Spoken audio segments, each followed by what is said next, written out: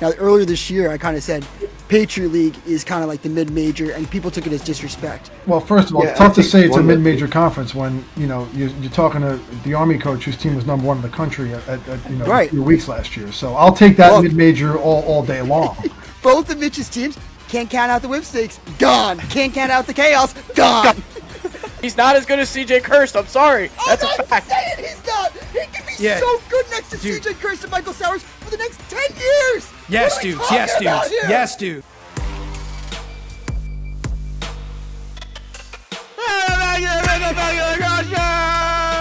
And we're back with another episode of the Pehlke Lacrosse Show, episode 34, year 2, presented by 𝐓𝐇𝐄 𝐋𝐀𝐂𝐑𝐎𝐒 on the Lacrosse Network. Huge takeaways. Did anyone expect it? I did. Let's dive right in. Time out. Let's just start right here. Both of Mitch's teams can't count out the whip stakes. Gone. Can't count out the chaos. Gone. Hey, every time Dukes talks, the mannequin feels more normal. Dukes, I hate to say it, but Dukes and Hoagie saw these two games coming. 2-0. Dukes, Waterdogs move on 1 game away from a championship appearance in now, life, you gotta and the take Redwoods risks. roll. Sometimes you might win, sometimes you might lose. But I want to state a case real quick. I want to go right to the fire. I'm not even smelling the smoke. I'm going right into the fire. Starting attack for the Waterdogs had all of their goals. 𝐓𝐇𝐄 𝐋𝐀𝐂𝐑𝐎, 6 goals. Sowers, 4 goals, 4 assists. 𝐶𝐗 𝐋𝐿, 4 goals, 1 assist. It's kind of crazy how they had all of Philly's points. Kevin, 𝐶𝐗 𝐋𝐿 at midfield? All right. Let me say. Oh, here he goes, Hoagie. Let me just attack. Look, 𝐶𝐗 𝐋𝐿, my argument was never 𝐶𝐗 𝐋𝐿 has to play midfield. My argument was Jake Taylor should be on the field. And I think even after you look at this game, there is an argument that they could have used the Jake Taylor. Only 3 guys scored.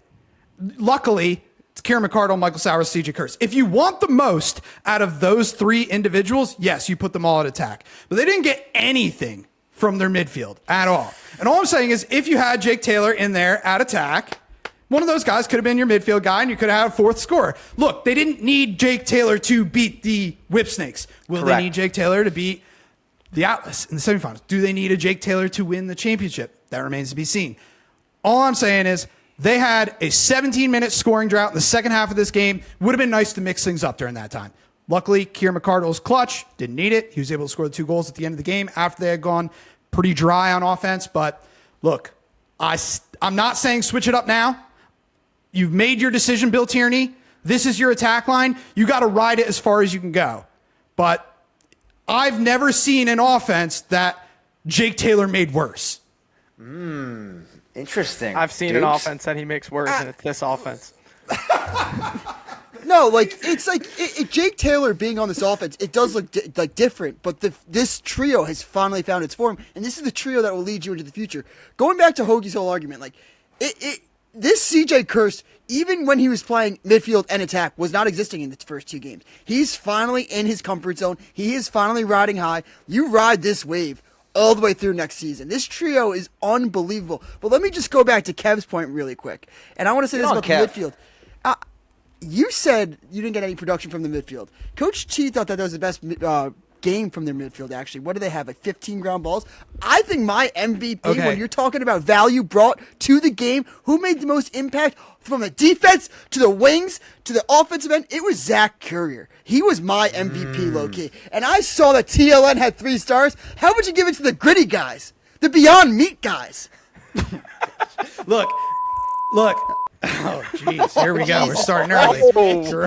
He's up, baby. He's up. Yeah. Vacation mode just ready to go. Vacation mode just ended for Mitchie Pehlke. Look, I saw Coach T said that. How many ground balls came from their defensive midfielders? If you're counting on your offensive midfielders, go and get your ground balls. That's great, but that should be extra. They got no scoring. They got 1 assist from Jack Hanna. That's it. Nothing from Connor Kelly. Nothing from Mikey Schlosser. Nothing from Thomas McConvey. All I'm saying is you look at the bottom of that midfield rotation and you go, what would be better here? Having the person at the last midfielder here, or maybe having Jake Taylor and using a 𝐓𝐇𝐄 𝐋𝐿𝐑𝐎 or a 𝐶𝐗 𝐋𝐿 at midfield. I get it. You don't want Jake Taylor running midfield because he's a liability on the defensive end. I get that. I totally get that. No, not that. What, you don't agree? I actually don't agree at all. I think Jake Taylor just out of the box is a completely different player. Like, just physically just doesn't know where to be. Like, I agree. It's so out of his comfort zone. He's not going to take the ball. Right. Which he's is not on why the field I long said enough to, like, set picks. If he's on the roster, he should be playing attack. Like, I totally agree. If you're set that this is your attack moving forward, then that's your attack. You got to run with it. I'm not advocating to switch it up moving forward. Season. I don't think he's on the team next year. There's no place for him. See, that's crazy then, because then we're talking about a player. This was a top 10 pick. This is a 9th overall pick. Where are you going to put him? He can't play midfield. He's not playing attack. Why is he on the team? Can I take over really quick? Just for a second. Hoagie, you're also like, we got to go back to what the whole argument was from the get-go. We were saying like Kieran McArdle's getting old. Like, yeah, that reality still exists. You don't have to play Jake. You don't have to play Jake Taylor every game. He doesn't have to start every game. You put him in the midfield every 4 games. He's still on your roster. You could do that, but all of a sudden in 2 years, there's so Jake many Taylor's players there with Michael Sowers. We saw what he looked like that you can draft in 2 years to fill a hole for Kieran McArdle if needed. You're not going to keep Jake Taylor around for 2 years and not have him on the 19.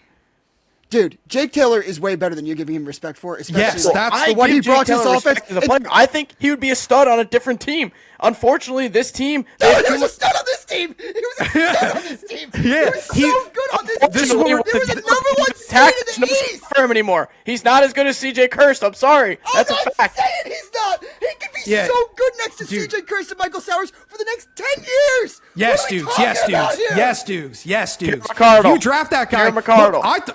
Jake, oh my gosh, dude. Kieran McArdle's not going to be able to play forever. And you're talking about Jake Taylor. He can give you another 2 to 3 years of elite play.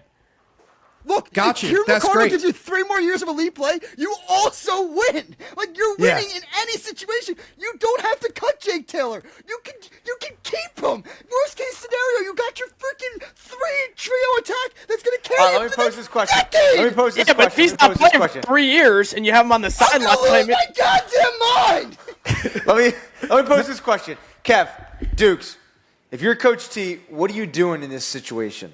Where do you think is the best fit? No, look, seriously. For the rest of this year, I'm going to answer. For the rest of this year, you've made your decision. Jake Taylor is not an active game day guy. You're moving forward for this attack, but you're also counting on them to do pretty much everything. Okay. That's so let me pose the next 2 games. Kev, if you're Coach T, it's week 1 of 2026. What are you doing? Here's what I'm doing. I know I drafted CJ Kirst number 1 overall, but I drafted Jake Taylor 9th overall. That's a top 10 pick. Completely healthy, was playing amazing earlier this year. That's who I invested in. That's my future at attack. Okay. Those 2 guys. Michael Sowers still young enough to be considered the future. I kind of look at Kieran McArdle. I know he's still performing at an extremely high level. I think about it like this. I think about it like an elite cornerback in the NFL who, like, his last couple of years maybe doesn't have like that top end speed anymore. You got to move him to safety, but you get a couple extra years out of him. I think Kieran McArdle, you play him in midfield the last couple of years. That's what I think. Look, Dukes, if you're Jake Coach Taylor's T, a difference maker. Jake Taylor's a difference maker. No. Next year, what are you doing? Next year, what are you doing? Now you're gonna be back on Hoagie's side. So Hoagie, let's do this thing, baby. Because here comes in. Like, Jake Taylor at the end of the day has not, like, he put up amazing stats. That offense will look good with him, and it looks good with him out of it, and it does not matter. But he also has not put up the stats that this trio has put up. Like, Jake Taylor next to CJ Kirst and next to Michael Sowers is scary. But you know what's even scarier than that? Is Kieran McArdle.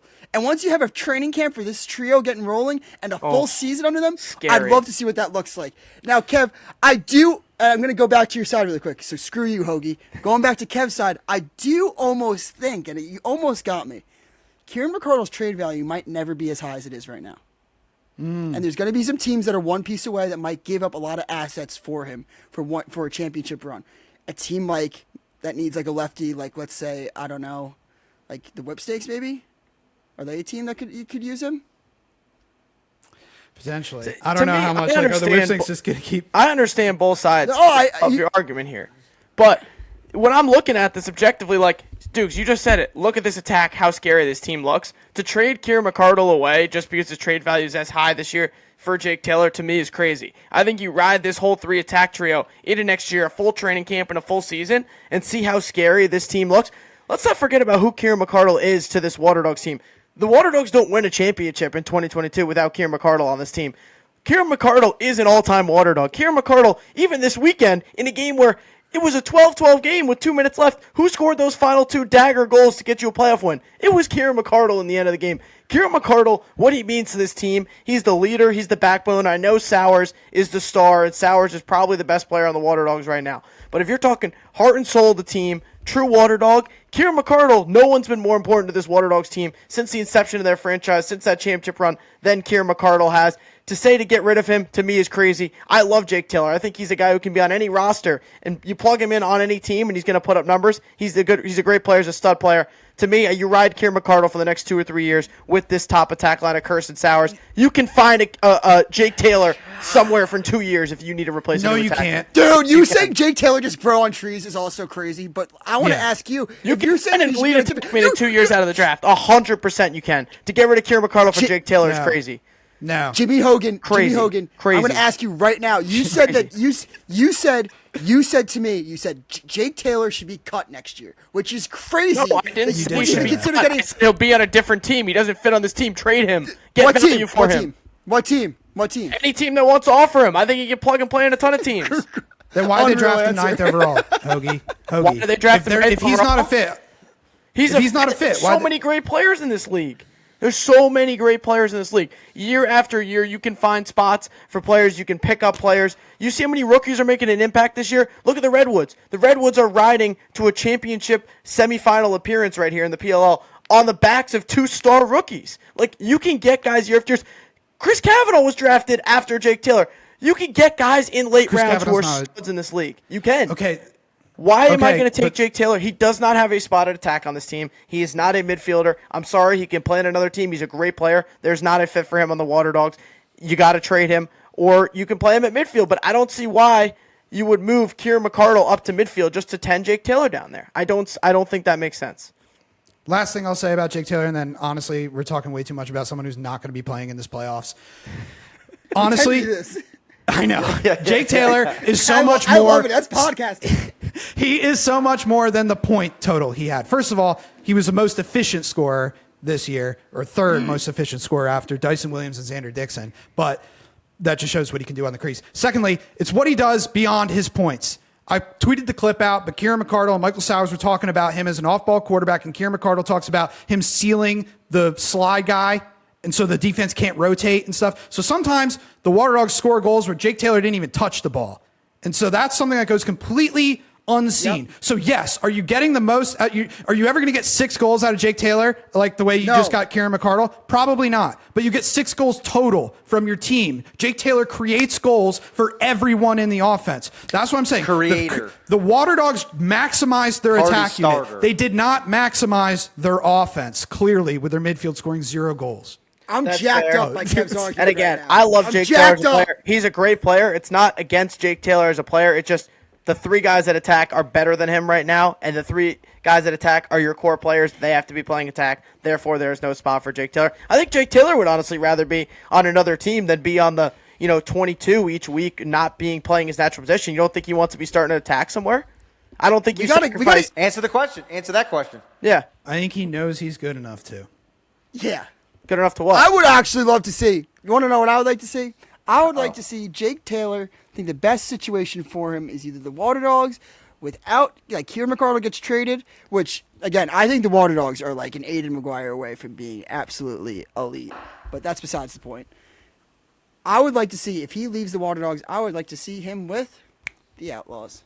I was thinking the same thing. Like, it's such a... Yeah, he would look great on the Outlaws. Pack Like, look, they won a national championship together. Mitch, Notre Dame, you guys beat them in 2022. Yeah.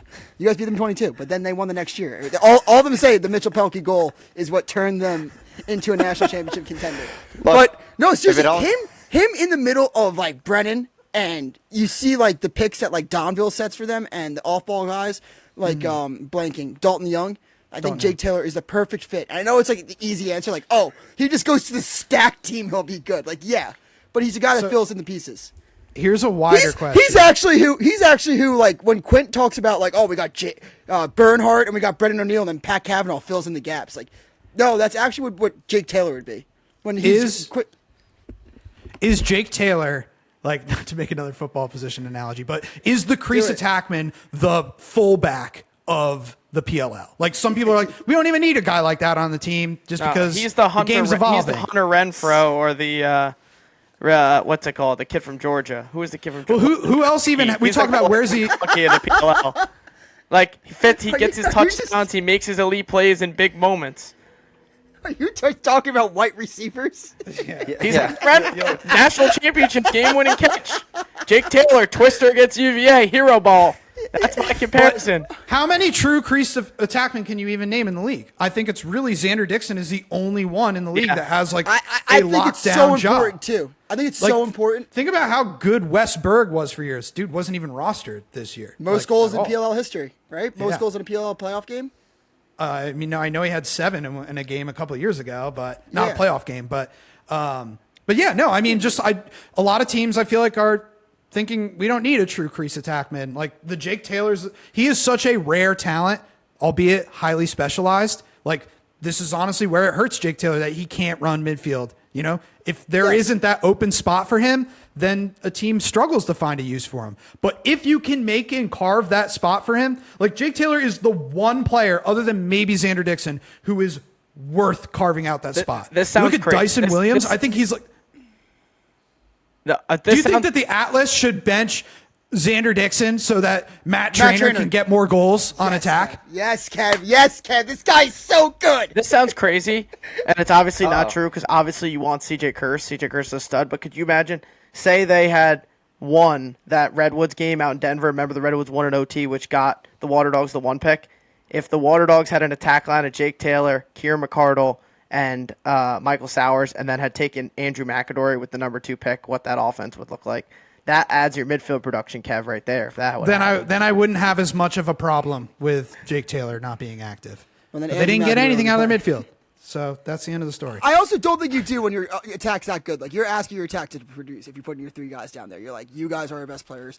I also, Kev, you know, I just had this epiphany. One, everybody who knows that you're a TLN admin is like throwing the computer, be like, this is the guy that keeps posting the football stuff. this is the football guy. This is the guy. Mask You off. blew your cover, Kev. You blew your cover. It's the meme, like, we're all looking for the guy who did this. It's Kevin Boiler. Second off, you know who Hoagie would have hated, Kev? Who? Jay Carlson. Yeah. He probably hated He'd be like, Jay bench Carlson. Jay Carlson. Jay Carlson, dude, Mitch, oh my God, Mitch, he set him up. Or something, dude. So he was this guy, he played for the Maryland Whipstakes in 1988, and, no, so he was, Jake Carlson. yeah, Jake Carlson. Great Bambino. Yeah.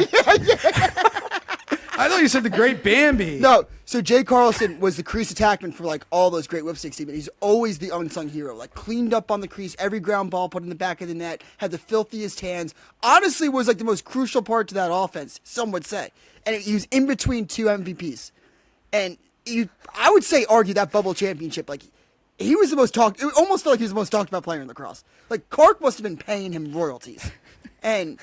The crease attackman has lost its art. Like, but again, Kev, I think that when I look at this Waterdogs team, I saw the vision with Jake Taylor. It was like, it makes sense. Doesn't need the ball, but like, if these guys are all going to produce together, like, it does provide that angle. Like, any one of them can provide a mismatch and just go to the cage and go get you a goal. Like, it's very much unguardable at this point. Now, in a very fluid offense where the midfield's producing, the attack's producing, like, I think a Jake Taylor fits better, but like when you just have 3 studs and one of those defenders can't guard one of those studs, you just go. You just go and you just alpha them. Dukes. Let's flip planes real quick. DeLuca or Ward? Pick up the mic. Dude, Mitch, I'm not on vacation mode. I've had my coffee. I'm ready to freaking go tonight. I know. I like that. I saw can't the wait to be on comments. site. I saw the comments being like, "What'd you guys do? Were you guys like sleeping before this episode?" I was like, "Mitch made us record at 7:45 so we can go take vacation." I was asking what vacation is. Yeah, That was Shut up. I didn't know that you could take time off. No, I'm happy when on vacation. Who am I going with? I mean, DeLuca didn't play his best game, but like you still just got to ride the. It would be the most Bill Tierney thing of all time at this point if he went with Ward in the semifinals. It would be laugh out loud funny, but I think you just got to stay with who won you the game. Like, you just got to stay consistent at some point. And I think DeLuca is due for a comeback, bounce back. Does it change your opinion at all about the Waterdogs' ability to go on a run and win it all? Because I know Dylan Ward, big game Dylan Ward, was part of your argument. No, because I think that the culture that they have, like, I think that DeLuca and Ward's relationship, like, you got the best big game goalie in your ear. He's your biggest mentor. Like, you've had his back all these years, championship runs, great relationship. Like, there's no animosity or, I think, bad competitiveness. I think it's a healthy competitiveness between the two of them. They make each other better. So you're getting the best big game goalie, giving you all the right stuff to kind of, like, be in your ear, prepare you for the game, prepare you for the moment. And I think that if Matt DeLuca hasn't learned anything in these past 5 years from Dylan Ward, then, yeah, they're screwed. But I would trust anybody that's been with Dylan Ward for 5 years. Yeah, and honestly, DeLuca's outplayed him this year. I know playoffs different, but DeLuca's been the better goalie. For sure. And honestly, if Ward went in next game, I'd be like, oh, yeah, he's gonna have a 72% save percentage. Like, I got a little more. I'm so confident. I'm so confident in the Waterdogs next week. Not to bring it back to where we just were, but I'm just saying, I don't know if 3 guys can outscore the Atlas offense. Dude, that was the number 1 defense in the league. Like, they were, I think, by far and away the best defense in the league. Very true, but that was going to be a defensive game. Emmett Carroll played really well. He played really well. He's a really good goalie. And I will say, just circling back to that, because we're not going to get a chance to talk about whips or chaos again after this, but Emmett Carroll, I was saying, I know, right? Your teams. Before the season, I was an Emmett Carroll guy over Logan McNaney. I'll admit I was probably wrong, but Emmett Carroll came on strong down the stretch. I think he's still going to be a very good PLL goalie. He was guessing at the end of the game. I know for a fact he was guessing. How do you know? Because it was so clear that every time McCardle came around X that he was going low, and every single time he knew that Mr. Sowers was going high. Now, was it a bad guess? No, McCardle was going low around X, and Sowers was going high around. It was tendencies, but like you even saw when McCardle went high on that last one. Yeah, it was all deception. Like kind of dipped the shoulder like he was going low. Carroll went straight low, and he was just going straight off of. And it's not a bad thing. He played an awesome game. Played awesome. He did. You gotta. Some goalies are just baiters, or like pause, or like they guess a little bit. It's not like a bad thing. No, it's not. No, it's not. We can roll the clips again about me going 10 for 10 on you, but we can see that for another day. You were doing all twisters, buddy. Jake Taylor twisters. Jake Taylor. Dude, Jake Taylor. I'm not kidding. Jake Taylor would go 11 for 10 on me. But he'd also go from 10 yards like a respectful person. Meanwhile, Mitch is playing D1 I was lacrosse. going for 12. Going D1 lacrosse going 8 yards in. Dukes had the best face mask. The thing was like pulled to the side. Gosh. In the back of the Garden City bus. I got into net with Jared Newman. How about you get into cage with Jared Newman? We're still waiting on the charity shot, Mitch. We're still waiting on it. If the Chaos would have won, we would have done the mile per hour shot at 70s. Dude, could you please bring me wings next week, by the way? I mean, I'm trying to do this challenge. No, we already have it DoorDash. I talked to Paul. We got it. Rabel's, he's got that thing on Expressway Premium. Rabel's Eats? Rabel's Eats episode with me? Rabel's Eats. Just get ready. You're going to be at Street Lacrosse. Kay Adams going to come up and be like, oh, this guy's cute. She coming back? Choking on wings. Yeah, she'll be back. You'll be like, are you Italian? And she'll be like, what are you talking about? And just like, absolutely ruin your whole flow of the interview. Fans, go back and watch that episode because Duke's trying to rizz up Kay Adams. And Kay's like, dude, get this guy away from me. Dude, I have a girlfriend who I respect and would never do that I know. to. Kay Adams was like, oh my God, you're that guy from that Douchebags podcast, right? I was like, she was like, he was asking me like if I was Italian or something. Like, it was just, she was like, that guy was like so weird and off-putting. Redwoods over Chaos. Can we start to put some respect on the early I'm not kidding. I think it's APS if that actually happened. That like 90% happened. She's like, oh my God, yeah. I was like, hey Kay, like, do you remember me from like Philadelphia Shoot Lacrosse? She's like, oh my God, yeah. Dude, we did the lacrosse podcast. Happen. I swear to God. AP, put your bald head away. That did not. I was on the boat, and she remembers the interview, and she was like, he just kept asking me about like dating advice. Yeah. Well, when somebody like that comes on the scene, you got to hit him with the hard-hitting questions. And it's like, why am I single? It's interesting. Kev didn't ask any questions. It was just me, so I kind of. Well, I wasn't on the show yet, and you're lucky I wasn't because Kay's my age. So Calf easy. Easy.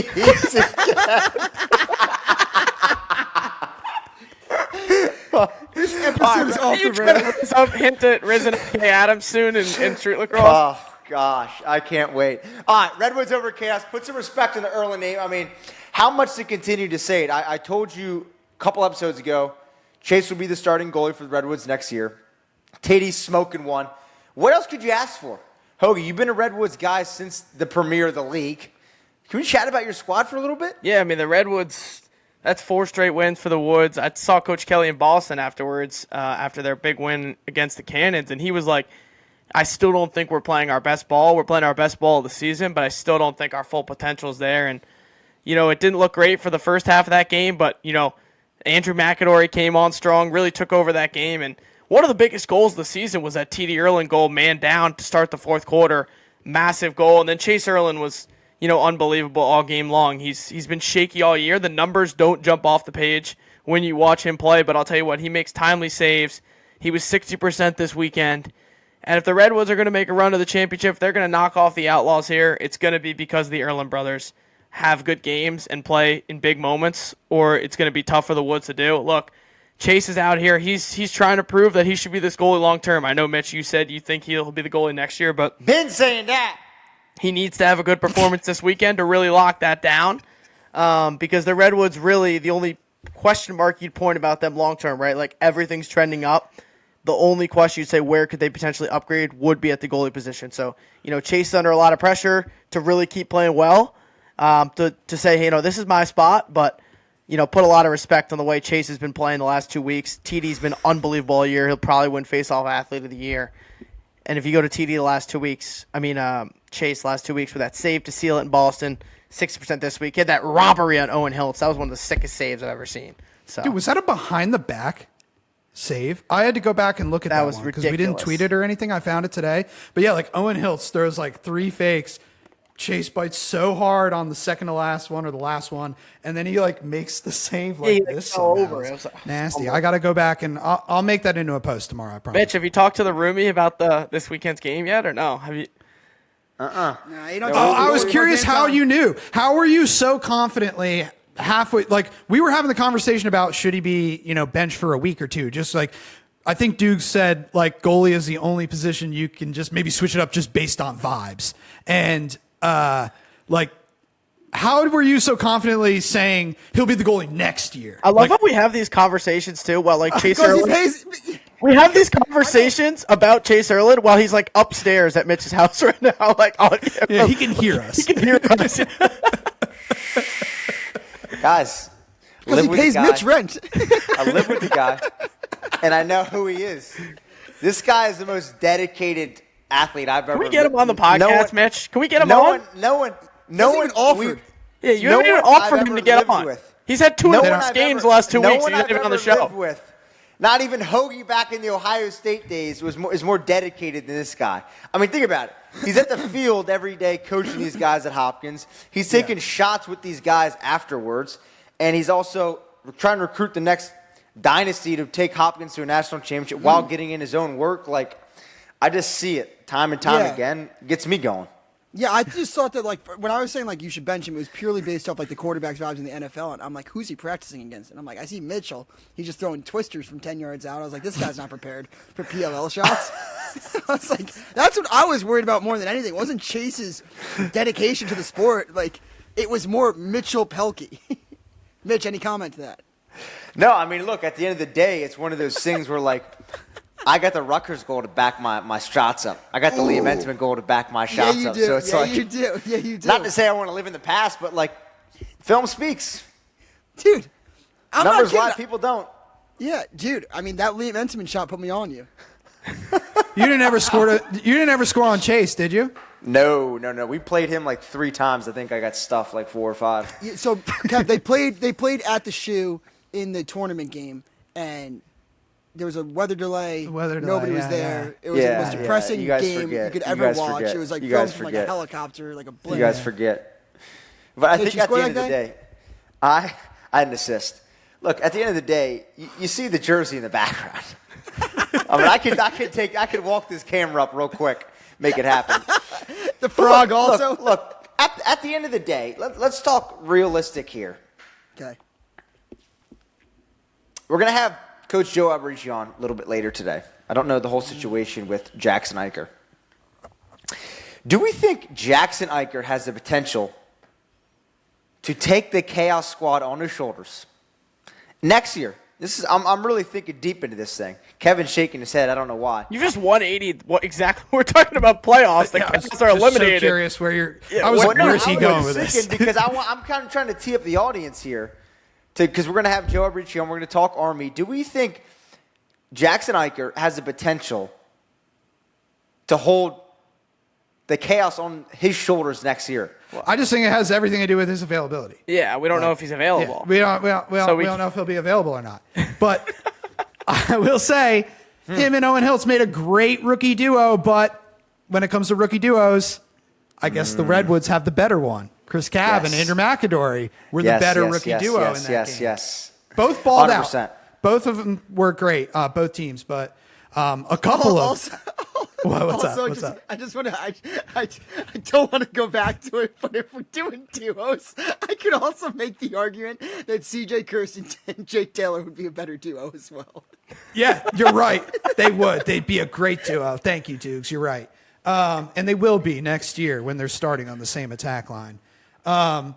Another thing that I don't know if we got a chance to discuss it on this podcast based on when the awards came out. The nominees for Coach of the Year. Roy Coles, he was left off it. I thought that was crazy. But then he goes head-to-head with Anthony Kelly, and Anthony Kelly gets a win. So, I don't know. Maybe it was the right call in the end. Yeah, the other there should be a GM of the year, too. I agree. It's gonna be an award here soon. Like I said, give it 3 years. Each team will have one. Bing bong. Mitch, how many new GMs next year? Two new GMs start next year? How many more teams add GMs? Good question. We got. Do we see any? We have do two. we see any like of the I still teams? think the Waterdogs are going to get one. It's like lock it in. You think Of the Dogs will get one? eliminated teams so far, who do you think this offseason they need a GM? I think Stags. I don't. I feel like he's going to be the last to Yeah, I think Stags give the up last the to reins. do it. He's I think going to be like the Bates might get Belichick. one. I think Bates might get one. I think Bates, it's a new to wave. me, would get one, and I think if the Atlas lose the Waterdogs this weekend, I think Pressler will go get a GM, because I think sometimes when you have the roster that's good enough to win right now, having the GM is what could push you over the edge in terms of coaches like Pressler, like Coach Bates not having to do completely everything. They can just focus on the X's and O's and getting their roster right every single week rather than having to worry about everything else that comes with being a coach, right? Like, I feel like that's what's worked so well with the Chaos, and what's worked so well this year with the Redwoods is that, like, Anthony Kelly and Roy Colsey haven't had to manage everything, right? Like, they haven't had to worry much about signing, like, when to bring players on and so on and so forth. Like, they've been able to just coach X's and O's. Coach Kelly, get that locker room right, get that team ready to go. Joe will handle the rest. Joe will handle what players we bring in each week, right? Like, I think that is something that's huge. I think the veteran coaches in this league, like a Bates who's won championships without a GM, will see the benefit of having a GM in the long term, and I could see a ton of other teams doing it. Bates, Holman's too emotionally connected to the players. 100%. That's what I was going to say. Yeah, I agree. And I don't think Bates, because I think finding a GM that would work with him would be the trickiest, just because he is the most out there when it comes to like player evaluation stuff. Like Fair. Mason Woodward last year or 2 years ago came out of nowhere. Trading up for Brendan Lavelle came out of nowhere. Like, I feel like there's the most potential for the Atlas. friction. I think the Atlas friction. could 100% get a GM next year. I think Pressler Could see Atlas. I'm on Team Dukes with I think Holman's like, and it's a good thing when you're emotionally invested in your players. Like, that's a coach's job, is to connect a locker room, but it makes it tough when you have to cut someone or makes tough decisions. Going off that too, just a random thought that I had. I think Ben Rubior was a great player GM or coach GM for like 1 or 2 years, and his style got worn out as like I think he'd be a great GM in the league. That's just a thought that I had. I think he was almost that is too a great early. call, Dukes. Yeah. Rubior, and dude, maybe the ballsiest move in PLL history, GM wise. The Rabel trade. But what I was going to say though, one other thing about the Cannons, I think that Holman can actually do himself a favor by hiring a GM, because quite frankly, they're going to face criticism this offseason for their finish, and depending on what the Outlaws do. Like, that is going to be under the microscope with the Pat Kavanaugh trade and the fallout from that and the way the Cannons have built their roster around Asher Nolting and some of the other maybe questionable decisions that they made. I think by hiring a GM, it separates him from those past moves and then is like, okay, here's where the team is moving forward. And Holman can kind of maintain an element of his job security as a coach. And then now the onus is on the GM to kind of fix everything personnel-wise. Yeah, it takes a little bit of the heat off of Holman for sure and the Cannons by hiring a GM. It almost feels like you bought yourself a little more time to I think it would be a good move for Holman. Yeah. Right. Also, if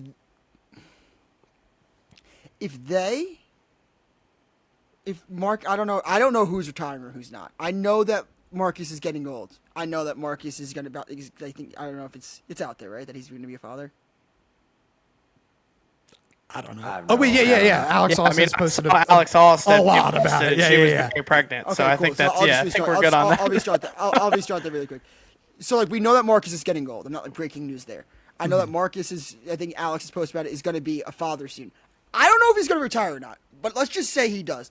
And you just drafted, like, a Coulter Maxey, who I think is a great pick. But you had someone like Chris Cav there, who's, like, we're seeing is, like, a little bit more dynamic, and you only had 1 year of Marcus, or you could have kept Pat Cav to maybe work with Asher Nolting. I think this is where it all gets very questionable. Like, he's your son. It's not like you're like, I don't know what this guy's gonna do. Like, you literally you grew this child into a man and coached him. Like, I think everything starts getting a little bit more like, wait, what the hell were you thinking? I think it really was. It felt like if you make this move to get Coulter, to trade away Pat, it felt like a one last ride situation and not someone that's thinking about the future. I'm not trying to read too deep into it. That's just my thoughts. Yeah, and I also think, like, just from talking to the coaches before the draft, you like that? I like when you get you like actually get like kind of serious a little bit. Like that was a good one. Yeah, I like that. Just talking to the that's coaches. The thing about me, I'm serious. I'm joking. You don't know when I'm joking, when I'm serious. Yeah, we do. And then it just all blends together. No, trust me, we do. You're mysterious, dude. That's what it is. It's all vacation. You like doing that? It's all vacation. I'm gonna bring it back to Coach Holman real quick. I just felt like too at the draft, like, great guy and very forthcoming, but the draft is gamesmanship. It is smoke screens. It is, you don't want to know what I'm doing. Like, I think back 2 years ago when it was Brendan O'Neill, #1 pick. Like, Tierney didn't even try to hide it, but like, Pseudo was being ambiguous, and he was like, oh, Brendan O'Neill, maybe Connor Schellenberger. I also like Pat Kavanaugh. I might do something crazy. Ends up taking Brendan O'Neill. Holman got so pigeonholed into they need a lefty attackman. If they don't take a lefty attackman with the 4th overall pick, then they're messing up. Like, and he knew that was the narrative, and he didn't do much to hide it or, mix it up or make it hazy in any way. And so that's just another thing that I think, like, he probably was uncomfortable with that and would love a GM to kind of, like, protect against that. And I wonder if it also shaped the way he built his roster, as Dukes mentions. Yeah, Kev, you think you'd be a good GM? I'd be a great GM. Okay, you're in the GM role. What team? What's your first move? I would be the Archers GM because I'd want the #1 pick. And okay. I don't know. I'm not saying who I'd pick because I'm not technically on the clock yet, but I'd be looking at I would just be looking at the college crop, and I'd be like, man. You're looking at your roster you have for the Archers right now as GM Kevin K. Adams Boilard. What are you doing with your roster? Are you making any change? Yeah, of course. You got to make some changes. I mean, you're going to get the #1. Give me your biggest GM role right now. What are you doing? I'd make some calls. I'm not saying I go all in on this, but Who are you cutting on that team? I'm not cutting anyone. You're not cutting a single person on that team. Jake Taylor. Not yet. I don't have to. Not till training camp. But I'm calling around to see what I could maybe get for a Grant Ament or a Tom Schreiber. I would. I would see what the offers are out there for it, if anything. If it makes sense, I'd do it. And with the 1st overall pick, I'd be looking at a few guys. I'd be looking at Joey Spallina. Is he the facilitator of my offense for the future? I would be looking at Silas Richmond. Oh my gosh, a young right-handed Connor Fields. That would be amazing. Do I need another defender? Like, we already have a stacked defense, and that's what we do in the first round, but adding Poles never hurts. Do I want Aiden McGuire, the best overall player, short stick defensive midfielder, add to my rope unit? Like, having the first overall pick is such a luxury, and for a team like the Archers, who are not far removed from back-to-back championships, I'd still feel pretty good about if I was in charge of manning that organization. How do you get Jake Taylor in blue and orange? All right. You know Let's what? keep it going. By the way, keep it going. I'm trading that bit, and I'm 100% trading back, getting picks, keeping that attack unit. I think this is just a down year. I think that the Matt Moore is did not play this year, and I think it's very, very slept on. He's still 26 years old. You still pair him up with Mac O'Keefe and Connor Fields. I think more importantly for this Archer's team, it's to go get a midfielder. It's not crazy. I mean, it's not crazy. If you'd rather want Joey Spallina than Matt Moore right now, I completely disagree with that. You're fantasizing over somebody that's playing college kids. Matt Moore is very, very good. Very, very two-time national champion against college kids. I would say, right, but he's also a two-time PLL champ at Attack. Yeah. Okay. And when was the last time you played a full season? The best ability is availability. Dude, Matt Moore's always hurt. Straight up. I would want someone hey man, I'm just saying, you got to be on the field. You got to be on the field. Tom Schreiber, Grant Ament, Matt Moore. These guys are probably three of the most injury-prone players over the last couple of years. They need midfield more than they need midfield more than they need attack. I guess. Well, I think about the great aspect about subscribing is you're going to be able to stay tuned in next year when we talk about these teams, because there's no point of talking about them when they're out. Hoagie, you're rolling this episode, and I can't wait to see you roll into this new segment, Hoagie's Hot Seat. Let me break it down for you guys. I know the audience, we've got a couple burners out there. Potentially some of them are Dukes. This is not Hot Seat. Hoagie thinks they're going to be fired. This is 3 people, players, or coaches under the most pressure. Hoagie, take it away. Yeah, absolutely. And number one, I'm starting off with number one because this team has got the No. Go. What's the most important, 3 or 1? Yeah, go 3-1. You want to go 3? We'll start with number 3. Or do 2-3-1. Do a Dukes there. That's Dukes' thing. I can't steal Dukes' mismatching of things. We'll start with number 3. 3-2-1. Number 3, I'm going to go with the Denver Outlaws defense in terms of what's under the most pressure this weekend, right? Everyone all season long has talked about, that offense, the 4 Tuaraton players, how dynamic that offense has been with Pat, with Brennan, with the addition of Jared Bernhardt midseason. But no one's talking about this Outlaws defense, who has a ton of studs on it. You have JT Giles-Harris, who's up for Defensive Player of the Year. You have Logan McNaney, who all he's done is play in championship games and get to championship games and win. And you have Mike Manley, the veteran, the oldest player in the PLL, trying to win a PLL championship. If he gets a PLL championship, is he a first ballot Hall of Famer? That is definitely the discussion. This defense has a lot of pressure to live up to the hype and really lock down this Denver defense. We know what we're getting from the offense. But can the defense solidify a championship? You know what they say, defense wins championships. This Denver defense has a lot of pressure this weekend to live up to that hype and really anchor down there if they want to get to the championship in Jersey. Keep rolling through them. Number 2, we'll talk about them all. We got the Waterdogs goalie situation. Now, I know we touched on it earlier with DeLuca. We touched on it earlier with Ward. But Bill Tierney has a lot of pressure on himself on what decision he makes. If he starts DeLuca, who we all agree has been the best goalie this year for the Waterdogs, there's going to be a lot of people talking about why didn't you play Dylan Ward? Dukes, you've pointed how many times? He's the biggest big game goalie in the PLL, some will argue. People would say, why is he on the bench? Why is he not playing? And then the flip side of that, if you start Dylan Ward, people are going to say, well, he hasn't been good all year. DeLuca's been better. You just won a playoff game last week with DeLuca. Why would you take the guy out who you just won a playoff game with for someone else? That doesn't make any sense. So Bill Tierney has a lot of pressure on him on making the right decision this week for the Waterdogs and net. And number 1, I think it's self-explanatory who has the most pressure on him this week. It's the New York Atlas. It's the whole organization. It gets to the point for the Atlas where if they don't win this weekend, are they the Dallas Cowboys of the PLL? Number 1 seed, both back-to-back years, are going to have the MVP on their team back-to-back years. They've never made a PLL championship in the history of their franchise.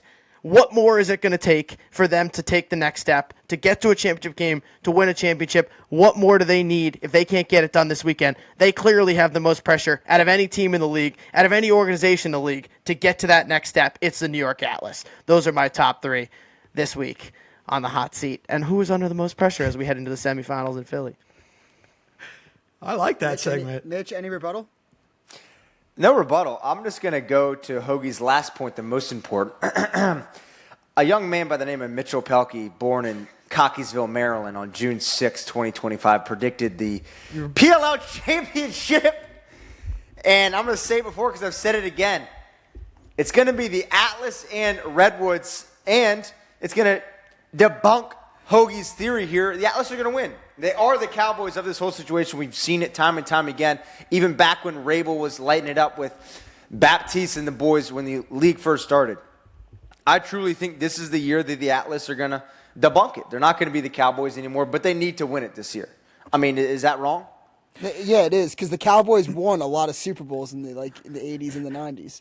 The Atlas never won anything. That doesn't count. We don't respect old people. Yeah, exactly. Numbnuts. Kevin, anything? I think anything on. Yeah, let me weigh in here. All right.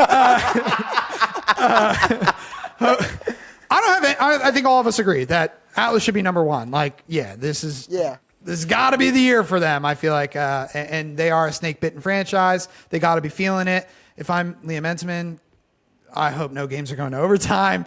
But yeah, no, I agree with that. Honestly, I had some interesting thoughts about 2 and 3. Hit us. Yeah, well, 3, you're definitely right, Hoagie. Could you imagine if the Outlaws end up in this shootout, with Redwoods, it's just no defense, 18-17 or something, and they lose, and then everyone's like, oh my gosh, the Torton foursome balled out and they still lost. That is an underrated amount of pressure on the Denver defense. Secondly, is more of a question. Are the Waterdogs making their goalie decision based off of matchups, or are they just straight up pinballing between the two? Ooh, is it Kev, is it that's a Dylan? Great question. That's a great point. Is it Dylan Ward's turn to start? I looked it up. They have DeLuca's the only one to have started back-to-back games this year, and he only did that because he played the second game of their homecoming. So Ward technically started that week, and so DeLuca played the next week. Wow. Kev, can you give me 5 minutes? Sure. Go. That is absolutely no. I meant break. That is absolutely blew my mind. Now I'm going to do a deep dive kind of after this episode. Can we do it live? Yeah, I can filibuster while you look up what you need to look up.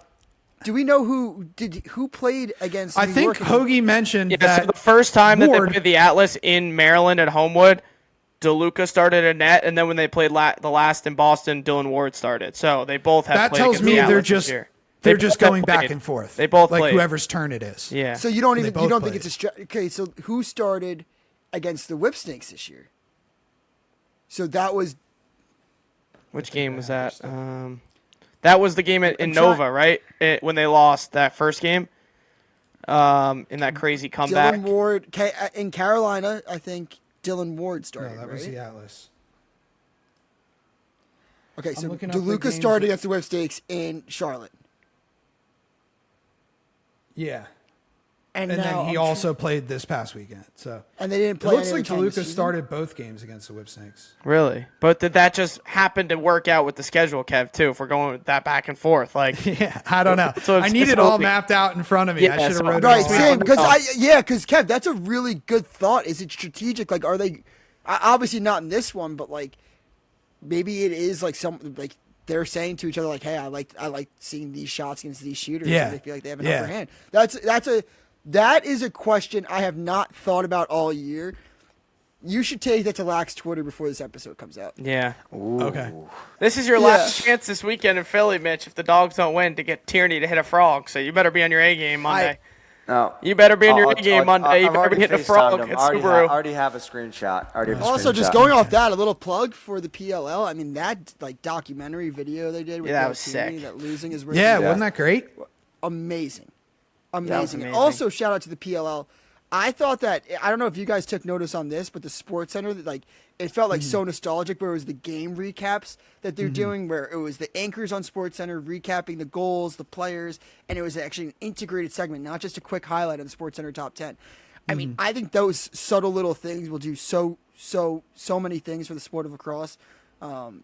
Indoors, outdoors, any doors that won't piss people off, in, out, anything. But someone will have something to say about it. Where was their Minto Cup breakdown on SportsCenter? I missed it. Kev, GM. Well, because it's America and our version of the sport is field. GM Kev. Or the guy who scored 6 goals for Finland in the U20 game. Kev, well, because we didn't cover the Minto Cup because it's the USA and we do field lacrosse. That's our thing. And we obviously won the gold in U20, obviously. We can maybe talk about that later. Oh, jeez. Oh, don't even tell me. Oh, God. We'll get to that later. No, we got to do buy or sell first, and then I'll tell you what happened. Yeah, we'll dive in. All right, let's go buy or sell. Let's keep it going. Dukes, I want to start with you because I feel like we have this sort of connection right now. It's been great. I love it. Dude, I know. I feel this. All right, so answer the question then. Buy or sell, Philly has the best attack line in the Premier Lacrosse League. If we're going off of pure talent, and answer the question. I am answering, Mitch. I'm answering like I'm on a freaking podcast. If you're asking about the best attack line ever or the 3 best attackmen ever, that's what I'm doing. This is the 3 best attackmen that we have seen on one single line in PLL. Nope, professional lacrosse history. Oh my. GM Kevin, please take the stand. Name of 3 better attackmen. Sell. So we're just going to, after one game or 2 Wait, or who 3, has a better attack line in the league than the Waterdogs? No, I mean, the Atlas have this year's MVP and last year's MVP in Xander Dixon. Like, we're just gonna ignore what they've done the last 2 years. No. I think if we asked this question a week ago, you guys all would have said Atlas. No, I would have said Waterdogs. I'm saying Waterdogs too. Kev, I would have said Waterdogs. The way that I'm framing the question isn't best attack line. 3 attackmen. Like if I took CJ Kirst, Kieran McArdle, Michael Sowers, and put them on any team, like they will be alphas on that team. Like Xander Dixon, as good as he is in his role as a crease attackman, all-fall attackman, I'm not so sure he's like, and like you just put him, you're like, all right, go dodge. Yeah, like, I get that. Yeah, that's but my the argument. question was best attack line in the PLL. I just don't think that we can discount the Atlas like that. Like the way their attack line has looked. Yeah, if you're asking me next year, which one am I buying stock in? I'm probably buying more stock in Philly. But that's also because Jake Taylor's on that attack line. Kev, I need to get right now. It's Atlas. Right now, you guys are falling for recency bias so hard. No, I'm not. I'm not. Please get him a Jake Taylor jersey to wear on set. Yeah. Why? I love Jake Taylor. Get me the jersey for whatever team he plays for next. Apparently. Look. Also, Kev. This is, you know what? You're angering me now because I think this might be the first time that you're finally saying Connor Schellenberger MVP. Because I was the only one saying that all year. Week 1, I was like, he's the best player on the Atlas. I'm just saying what's. I need some credit for being the first person on You're that right. team. I was like, You're just in general. I feel like I spitball all this shit. Connor Schellenberger, like, is the best player on the Atlas right now. I don't know. Jeff Teet's so good. Well, that's what I'm saying. That's two. Like, I'm not saying. Unbelievable yes, players. I know that my take all year has been a lot of guys MVP, but most recently Brandon O'Neill. Connor Schellenberger is going to win the MVP. He's gonna win it. So I'm just talking about what's gonna happen. And you're going to have back-to-back MVPs. Now and then the best off-ball attackman. Xander Dixon might be the only guy. I actually think Jake Taylor is better than Xander Dixon, but Xander Dixon has a leg up because of the chemistry he already has built in with Schellenberger and with T. Put him on the Denver Outlaws, Dukes. Put Kev, him on the Outlaws. Exactly. I knew Kev's thinking this. Kev is going to be wearing a Pat Cavanaugh Outlaws jersey next year when he makes his boy Jake Taylor an all-star. Pat's going to love that. All right, next one. Jake Taylor and Pat Cavanaugh. I want to hear you say this. Do you think that would be a better duo than Connor Schellenberger, Xander Dixon then? Yeah, because when I think of duo, I actually, this is crazy, kind of weird, but like I don't really see a lot of like Jeff Teat and Connor Schellenberger. Like I think of the duo, I think Connor Schellenberger, Xander Dixon, or like Jeff Teat. Honestly, Reed Bowering is like kind of the guy the lefty who goes off of him. But like, great take. You've had 3 really good takes today. Thanks, man. Watching GM a lot Kev. of lacrosse this summer. GM Kev. It's tough. I think It's that was a tough. very good take. But that's what I'm saying is like Jake Taylor and Yeah. like and Pat Cav would be the chemistry would be between those two as opposed to like Pat Cav and Brennan O'Neill. If that and makes who sense. would Brennan O'Neill's duo be? You think He he's didn't even need Outlaws one. off? He didn't even need one. He's just. I don't think he's so just by either. Because himself. he has how many assisted goals do you think he has this year? It's got to be less than 5. Assisted or unassisted? I know he Assisted. has the most unassisted goals this year, Yeah. which would mean he probably has hardly any assisted goals. Yeah, because I was going to say, I said there's no chance it's more than 5. Right. Yeah, I think it's very few, but yeah, he does it himself, Yeah. which is both good and bad I was, sometimes. I was thinking Dalton Young maybe, but all right, Mitch, what's the next okay, one? all right, fair. Buy or sell? Kev, let's keep going with you. You've been rolling right. GM Kev all night. Buy or sell? Maryland was the only defense that can stop Philly's attack. I think the only defense left, Maryland was the best suited. I'll buy that aspect. They're not Yes. the only defense. I think that the Outlaws defense is the only defense that could stop Philly's attack. I think that the Atlas could outscore Philly's attack. They're not going to stop them. I think a potential championship matchup with the Redwoods it would be the same thing. They would have to outscore them. That defense is not stopping the Waterdogs attack. So I'm going to sell it and say that if they end up in a championship matchup with the Outlaws, that defense is the only one left standing that could stop their attack. Okay, interesting. Hoagie? Yeah, I'm buying this. I think Maryland was the best suited defense to stop them. I agree with Kev. I think Denver's the one left that would be best equipped to stop them. But I also think this weekend we're talking about the Atlas. I think that's the easiest defense that this Waterdogs offense is going to play the rest of the way in the playoffs if they keep going on. Gavin Adler's been great all year. I love Gavin Adler. He's been a stud. He held, Pat to 0 points when they played in that last time out in Denver. And, he's been great all year. But there's been question marks all over this defense. I know Duke's had his concerns with Brett Makar all year. Rexroad obviously has been doing it for a while, but I don't know how much I trust him moving forward. I think if this is the week to face the easiest defense, it's going to be this week for Philly. So if we're talking about the only defense that could stop Philly's attack, I think the Outlaws have a chance with McNaney in net, obviously with Mike Manley. JT Giles Harris is up for Defensive Player of the Year.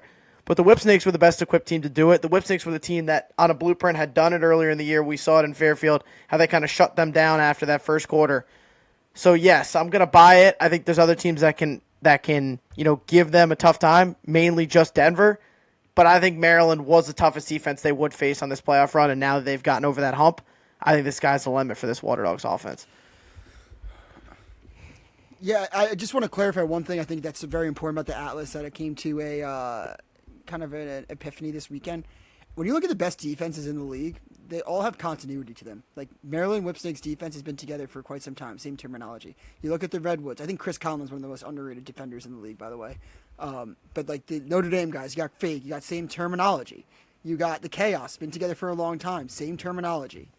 When you look at the Atlas, like they have been together for 3 years, but it's just the defensive unit. Not so much I don't want to be on Makar. Like I think Makar's a good defender, but it's like the whole team defense thing is just off. While Adler shined as an individual defender, even he could be thrown into the team defense. I just think has been off this year. Now, buying or selling, I will sell because Liam Entenmann is a bad man, and defense includes a goalie.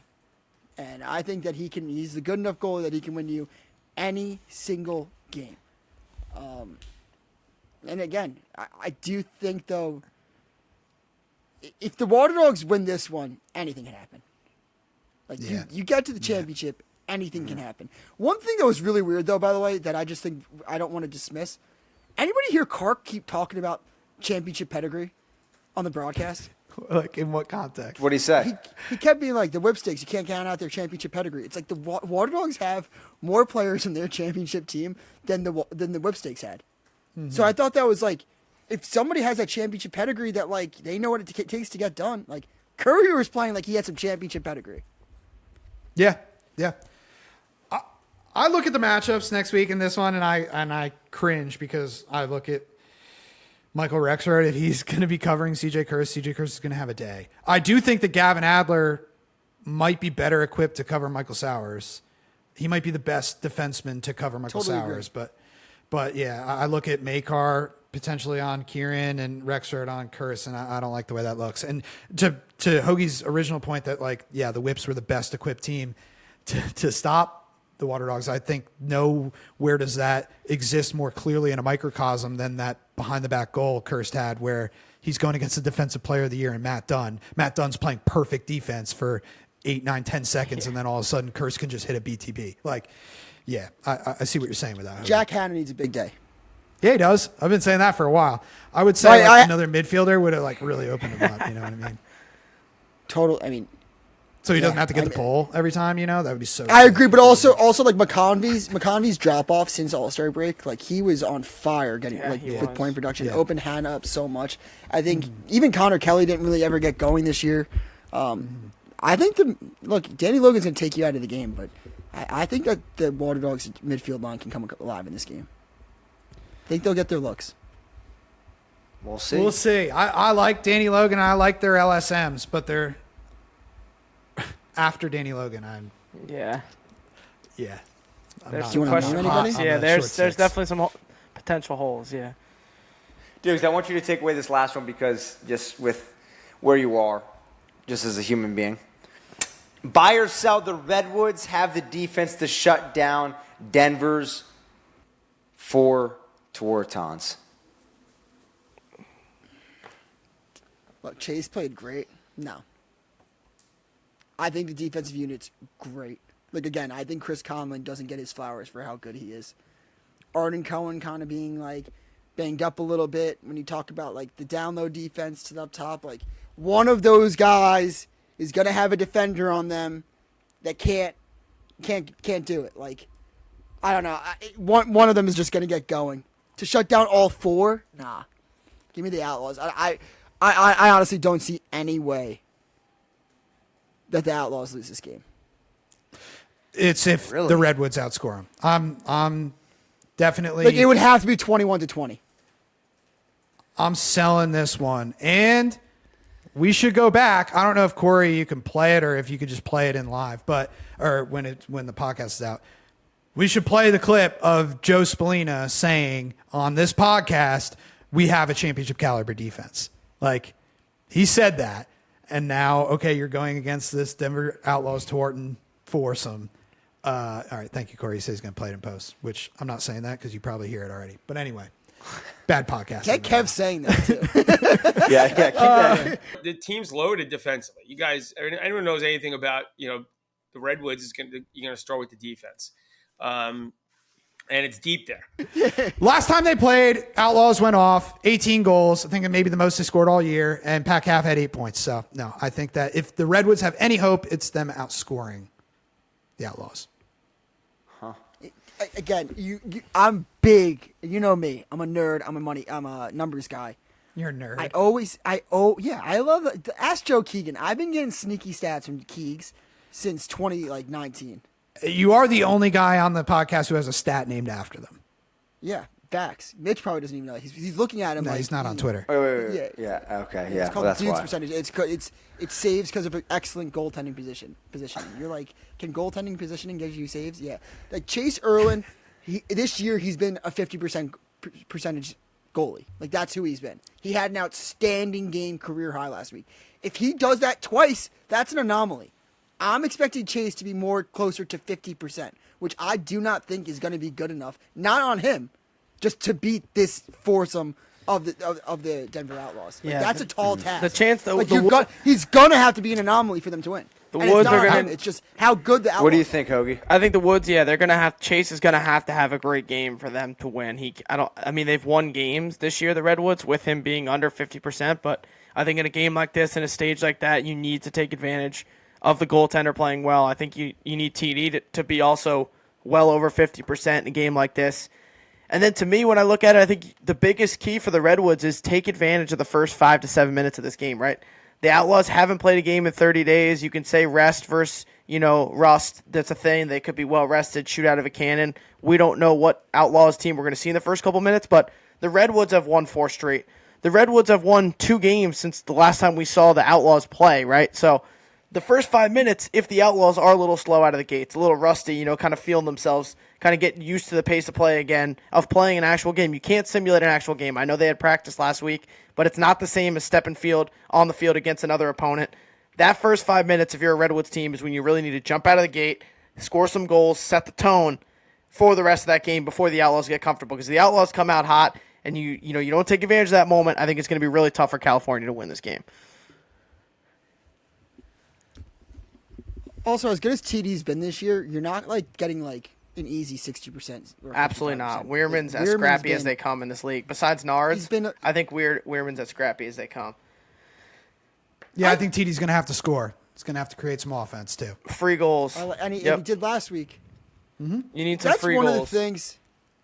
And you can't give up free goals. You can't give up a Pacino 2-bomb in transition on a lapsed defensive series or offensive play or a turnover over the head. Those goals kill you too if you're California. You got to play clean. Can't give up pole goals. Can't give up twos. Got to control the middle of the field. Can't give up. You got to have Denver. If you're going to lose this game, if I'm California, if I'm Anthony Kelly, we're losing this game because the Tuaraton guys went off. Not because we gave up a Pacino 2-pointer. Not because Weirman canned one down Main Street.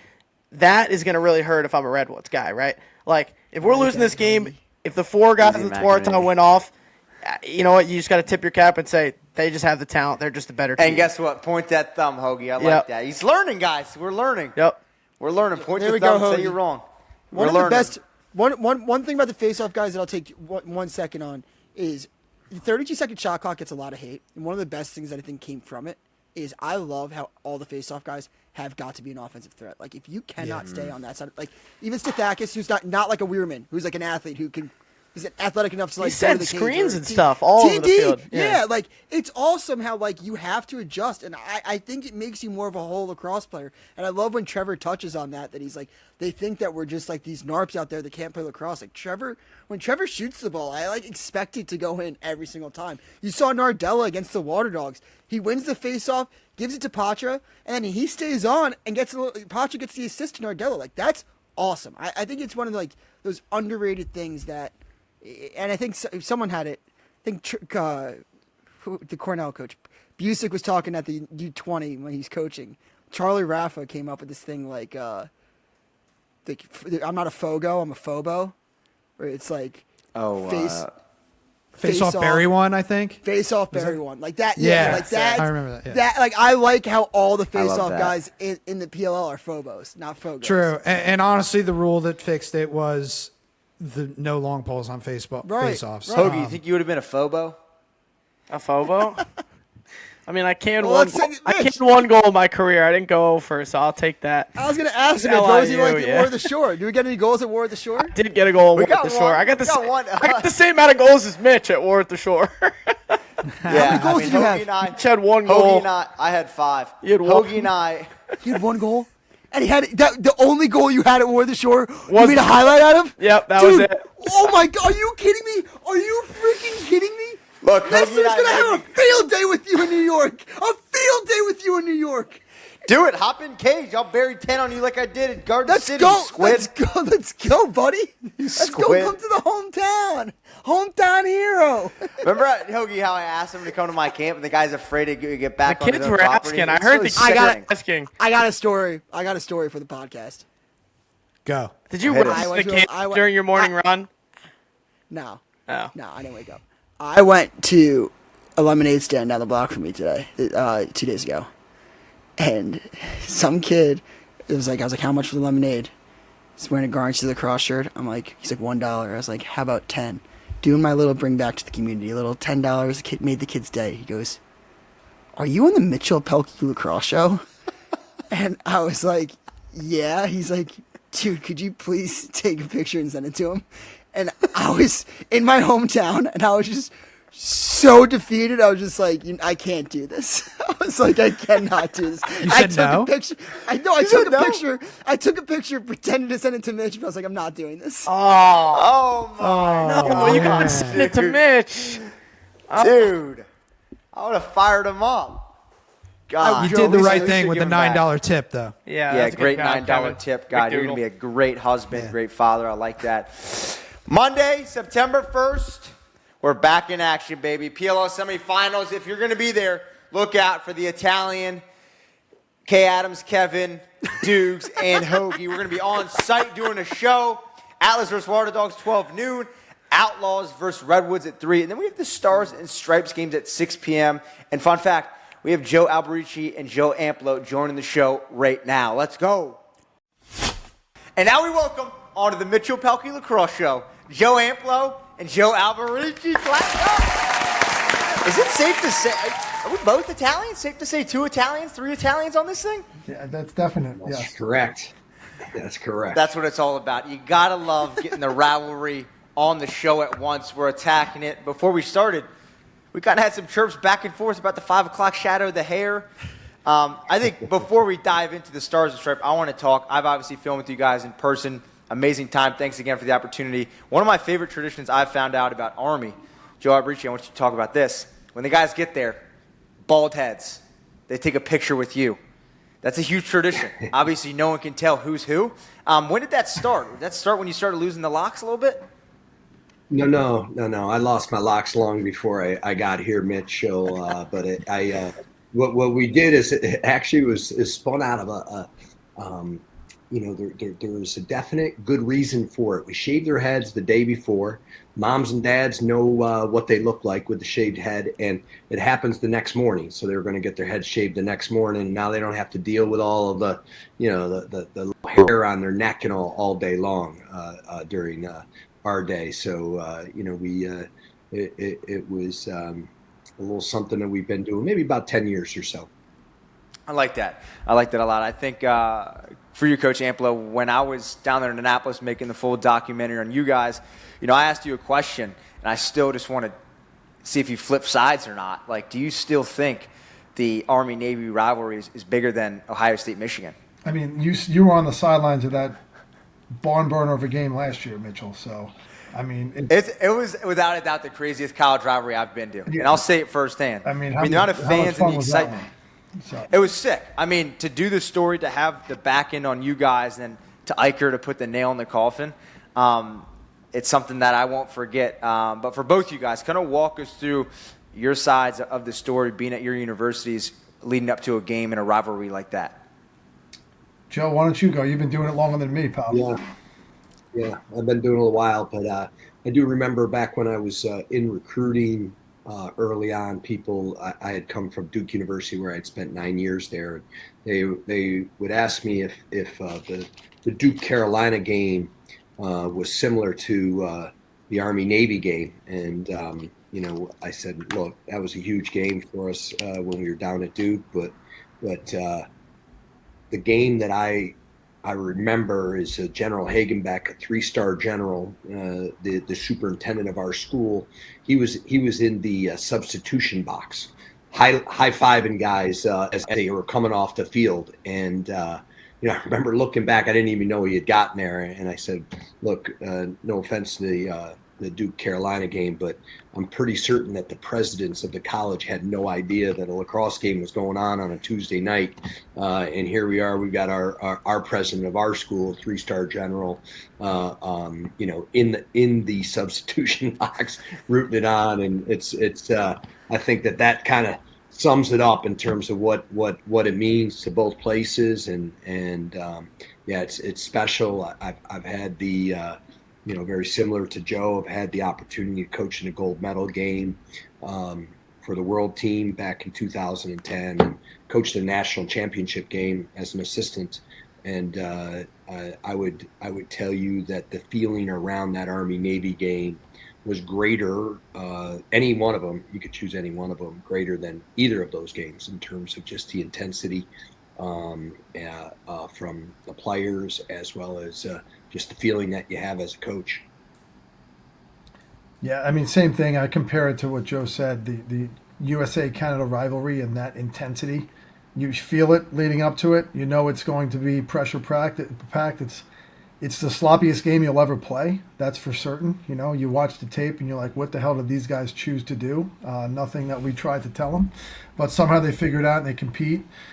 We had the Secretary of the Navy in our overtime huddle standing right next to me. So I'm not sure you ever saw a lacrosse game before, but the SecNav was in there with us, and equally disappointed when, like you said, the nail was in the coffin, unfortunately for us this year. So. Yeah, I think my favorite part, honestly, of that video and of the rivalry as a whole was capturing the moment of your daughter Sophia singing the national anthem. Walk us through what that was like as a father to witness a rivalry in a moment like that, to have one of your family members on the field. Yeah, I mean, let me back up a few minutes before that, Mitchell, because, and I've said this to Joe for the past couple of years, I've texted him, after each game, and I'm so gracious that, he and I remain friends through this rivalry. He told me when I was hired, I'm off his Christmas card list, and I have not received a Christmas card since I got the job.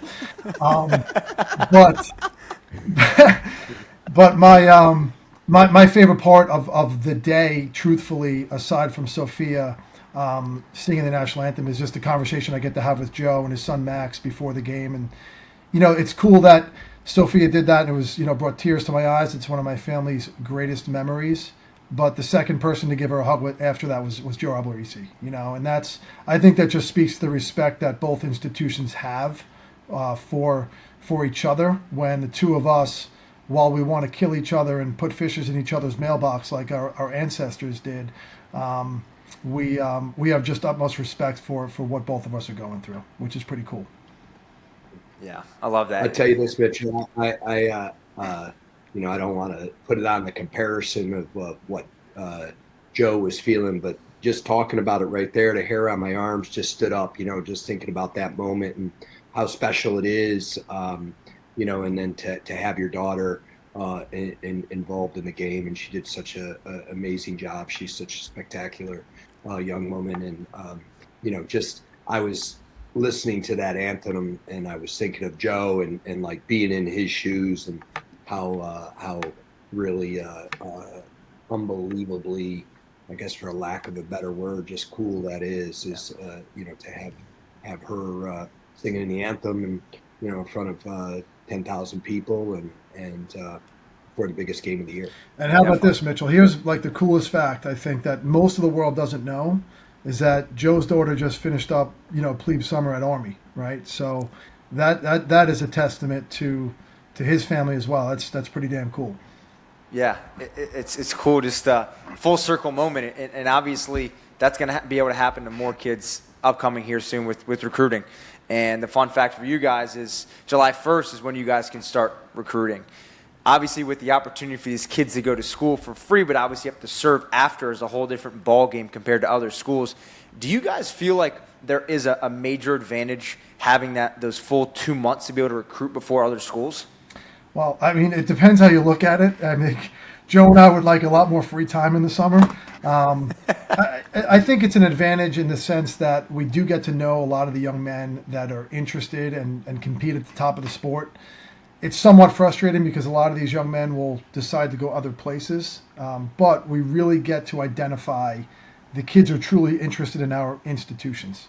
And that's the fun part, because you get to see the excitement for some of these young men who have thought about it for a short while or grew up dreaming about these two places, and get a chance to see those dreams come to reality and really start to educate, right? We educate a lot of the sport on recruiting. The first thing we talk about is teaching these kids about how to put a voicemail on their phone, because a lot of kids don't do it. And, as I tell our peers, we train them up for you for September 1st.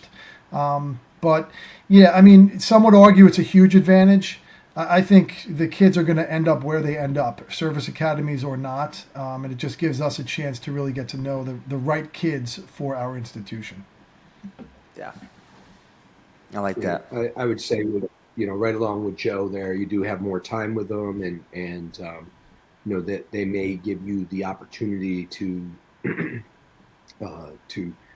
come visit your place and for you to spend more time with them.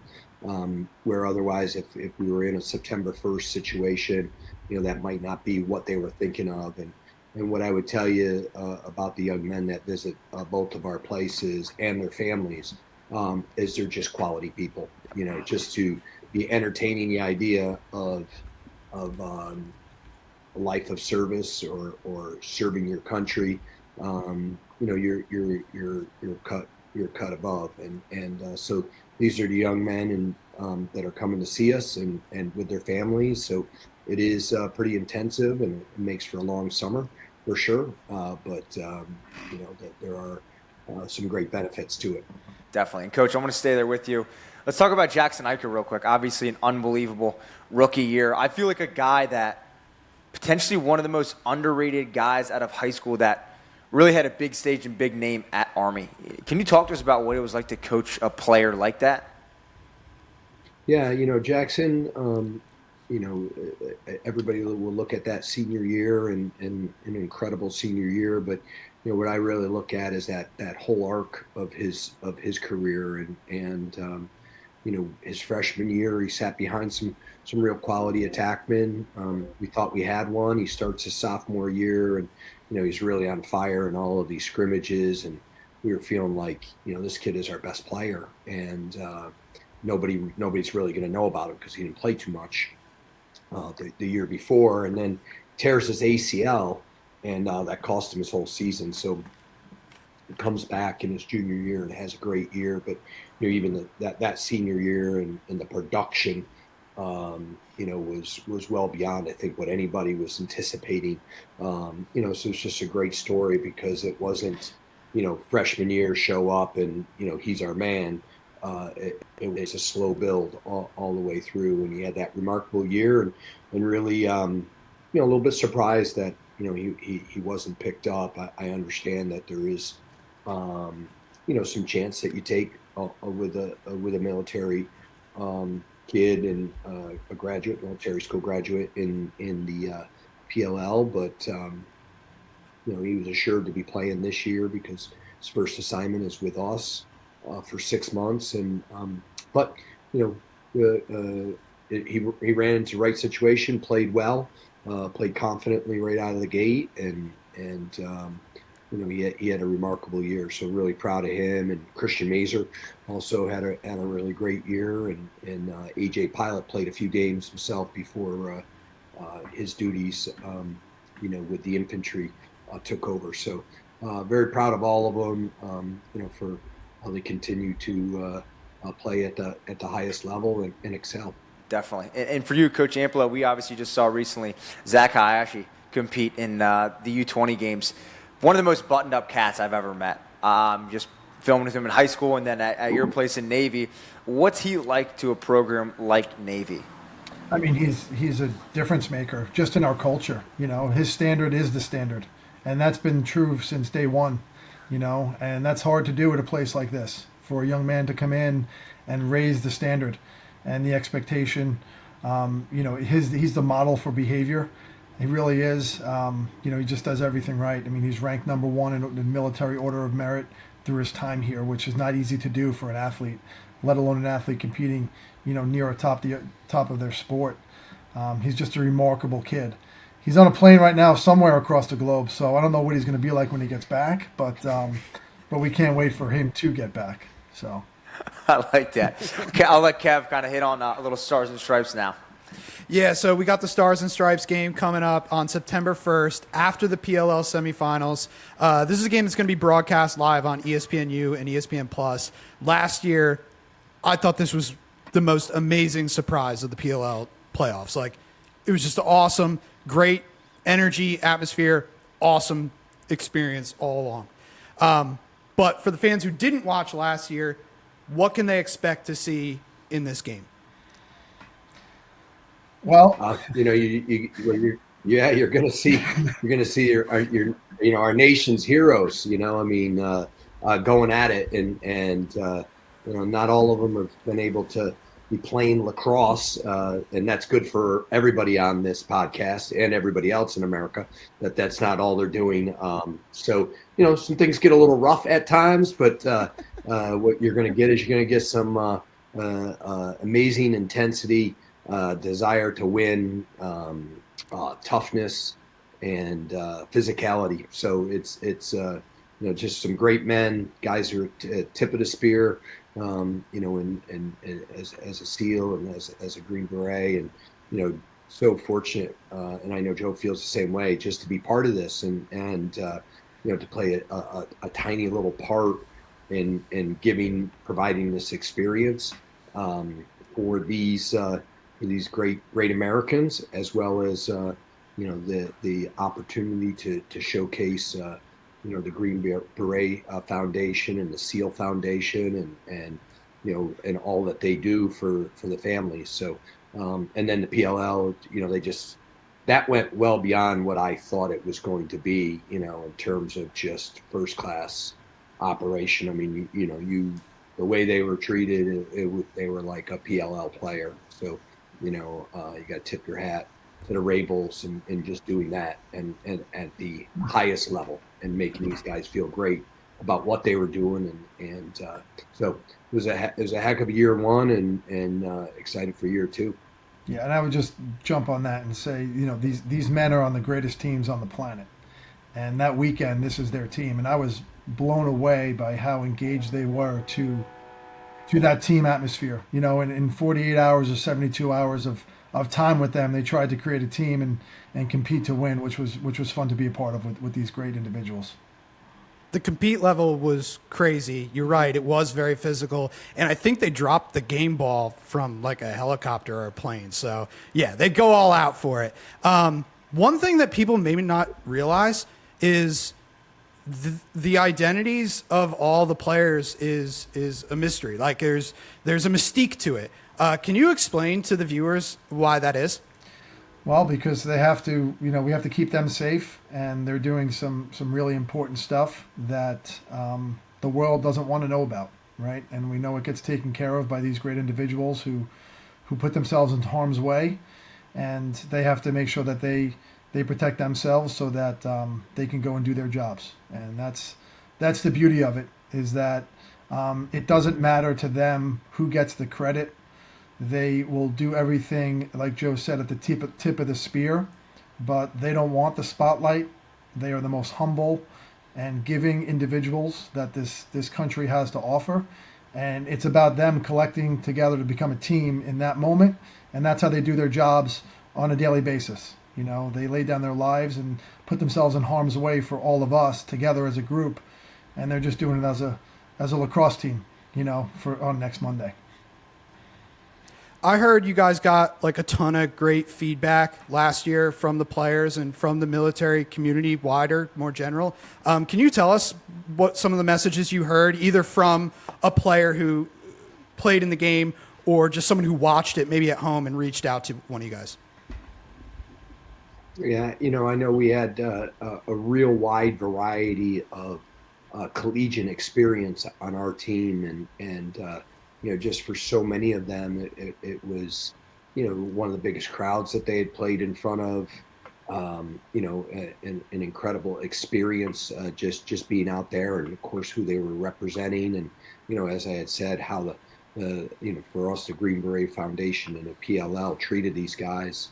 That was a little unusual for them in their lacrosse experiences. So, just the feedback that the guys had, and disappointed with not coming away with a victory, but they were. I was very proud of how hard they played and how they played.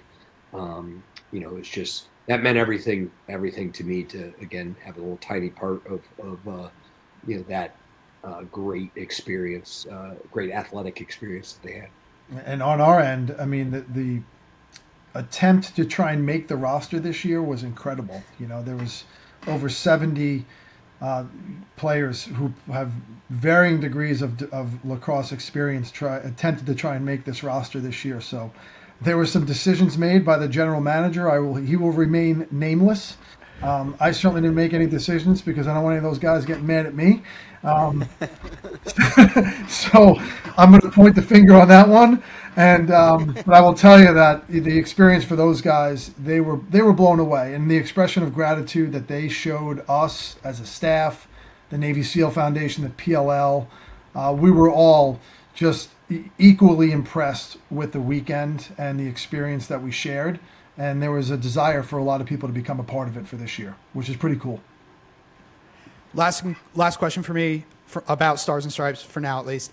I'm not asking you to give away anything here, but in terms of like coaching and how you're approaching this game, anything you learned from the first game that you're maybe switching up this time around?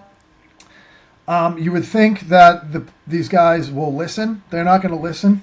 I think that these guys they're going to play so hard, and they're going to do everything truly that we ask. And I say that first comment kind of tongue in cheek, but like Joe said, they haven't played lacrosse. They've been training to be warriors, and it's a different kind of training that you need to be a lacrosse player. And the game isn't very skilled, but it is competitive in its own way. And that's what I learned, is that you got to manage their intensity to try and make it a lacrosse game, similar to Army Navy in that sense, where the game's going to look ugly and you got to manage emotion and manage kind of execution as best you can.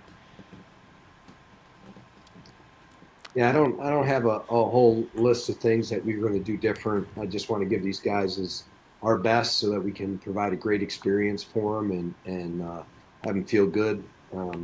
Give them some parameters, hopefully, that they can play within, and we go out there and put on a great show, and we're competitive. And look, both of these guys, these groups of men, the SEALs, the Green Beret, nobody's out there playing for second, so they're going to be incredibly competitive, and that will ultimately that will win the day. That competitiveness will win the day. It's not going to be certainly what I'm saying in a huddle. It'll just be that competitiveness that will carry them. I'm looking forward to it. I think it's one of the best things the PLL has done since their inception. But with that, I'll pass it off to either 𝐓𝐇𝐄 or Dukes. You guys got questions? Yeah, Coach, I would throw it to both of you guys, throwing it back to kind of college stuff, talking Patriot League. To me, the Patriot League is the most underrated in terms of underappreciated for how competitive it is, top to bottom. I feel like week to week, every single game in the Patriot League, there's always something crazy going on. Every week's a battle. No week is given. Can you kind of walk us through, to the people listening, kind of what a week to week is like in the Patriot League and really describe what that conference is? From my perspective, it's somewhat chaotic, truthfully, because each week is different. I think every team has a unique identity, and that uniqueness makes it tough to prepare because you're going to see different things each week, and everybody's good at what they do. So one week you're going to see Joe and his crew, and they're great at the way they play the game, and then the next week you're going to see a team like Colgate or BU and their chaos that they present. And then the discipline of a Lafayette and Holy Cross, right? And it's just each week is a different mindset that your team has to take on. And I do agree with you that it is an extremely underrated league. There's great players up and down the rosters, and there's coaching staffs that have been together for a long time and stick to what they do, and they're really good at it. Yeah, coaches, James, I would just. Oh, sure. Go ahead. Sorry, I have nothing to add to that. That's exactly straight on. It's a terrific, it's a great conference, and it's a big conference. There's 9 teams, and that makes it hard to come out with this, the RPI and all of the things, the measuring sticks that they use. It makes it a little difficult because it's such a big league. But so I think that's where the underrated piece comes. But nobody's signing up to play Patriot League teams all that often. You got to really work for your schedule, just great players, and there's a lot of coaches in there do a hell of a job of just having their guys prepared and ready to play. Coach, you kind of just stole my thunder right there, because that's exactly what I wanted to ask you guys. Just for clarification, I'm kind of the hot take cat on here, and I follow A10 hoops. I'm a Dayton guy, mid-major, so I get what the Patriot League feels. I feel like my conference in college basketball, we're not mid-majors, but people treat us like mid-majors. Now, earlier this year, I kind of said Patriot League is kind of like the mid-major, and people took it as disrespect, but I don't mean it like disrespect. What I'm trying to say is Dayton has trouble scheduling the top dogs, so I want to talk to you guys. How tough is it to get these big cats to want to play you guys? And what's that scheduling look like for you? Well, first of all, Yeah, it's tough I to think say it's a one of the- mid-major conference when you're talking to the Army coach whose team was number 1 in the country at Right. a few weeks last year. So I'll take that Look. mid-major all day long. Okay, All right? Dayton was number So, 3. Dayton was number 3 in the country. I'm not saying it. Joe, I got your back on that one, bud. All right. Yeah. Yeah, thanks, Joe. Appreciate it. Look, I think the first thing you look at is just, again, there's 9 teams in your conference, so that means it's 2 straight months of conference games. So right away, you have an issue in scheduling right there. There's not a lot of free weekends, so that's just the way it goes. So now you're working at it, and then there's teams that will play you, but they're going to play you at their place only. Won't play you anywhere else, no matter what happens. I think we know who that is. And then you have and you got to play them on their schedule. So we've put together a great schedule. I think with Carolina and UMass and Rutgers. We played Yale last year, and we'll play them again this year. Added Michigan to it, so that's when you look at what we've done. And I know Joe's gone right through all of those tough teams too. And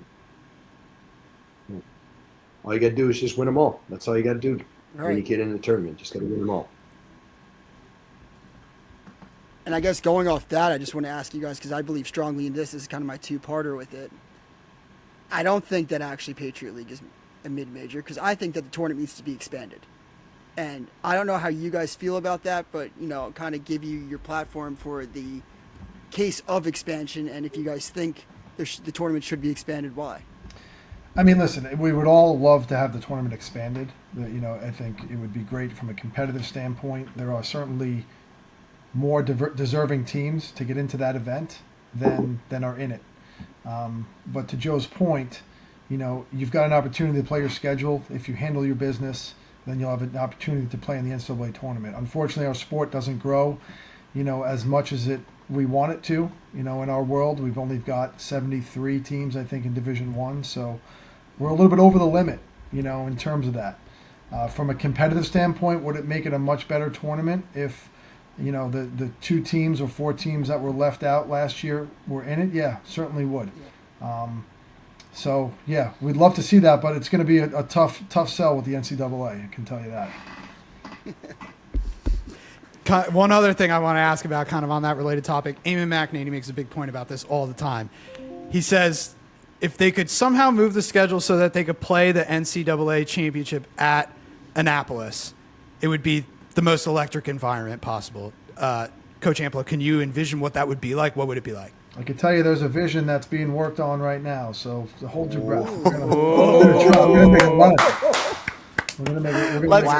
Let's go. We're going to make a run at this. Yeah, I think it would be great for our sport. And I think Joe would agree that it's one of the best places to play. Having it in Annapolis downtown and trying to create an event. It's been talked about. I mean, we still have a lot of work to do, but it has been talked about internally. And it's not something that's close to happening, but it's something that at least the discussions have started, and the right people are starting to listen. Can we get it done? We will see, but certainly we're going to do our best to try and make a run at it, I think. We'll be staying tuned. We will be staying tuned. I like that. Can you give us like a projection before 2030? No, I got no projections. I'm just telling you this conversation. I mean, we talk about a lot of things. That's certainly one of the more exciting things we've spoken about. But we have a new athletic director, Michael Kelly. He comes from an events background, and in some of my initial conversations with him, he brought it up. He said, well, let's have a conversation about this. And I think that that's exciting for me personally. It's exciting for our sport and our team. It's exciting for the entire sport. Where that goes, who knows, right? There's a lot of obstacles and hurdles to overcome logistically, and time frame wise. But he's willing to have those conversations, which I think is extremely exciting. And we're going to do everything we can to try and make that happen. I like that. I love that. We'll be staying tuned on the pod. Joe and Joe, thank you guys for hopping on, and we will see you guys this weekend. Thanks, guys. Thank you so much. Thanks, coaches. Thanks. I mean, Joe Amplo, Joe Alberici, two Legends. legends. I think Amplo is potentially one of the funniest Division I lacrosse coaches. I know him and Warren are best friends. Warren is up there with my pick for the funniest Division I lacrosse coaches. But you know what's something they're not laughing about? Is the thing where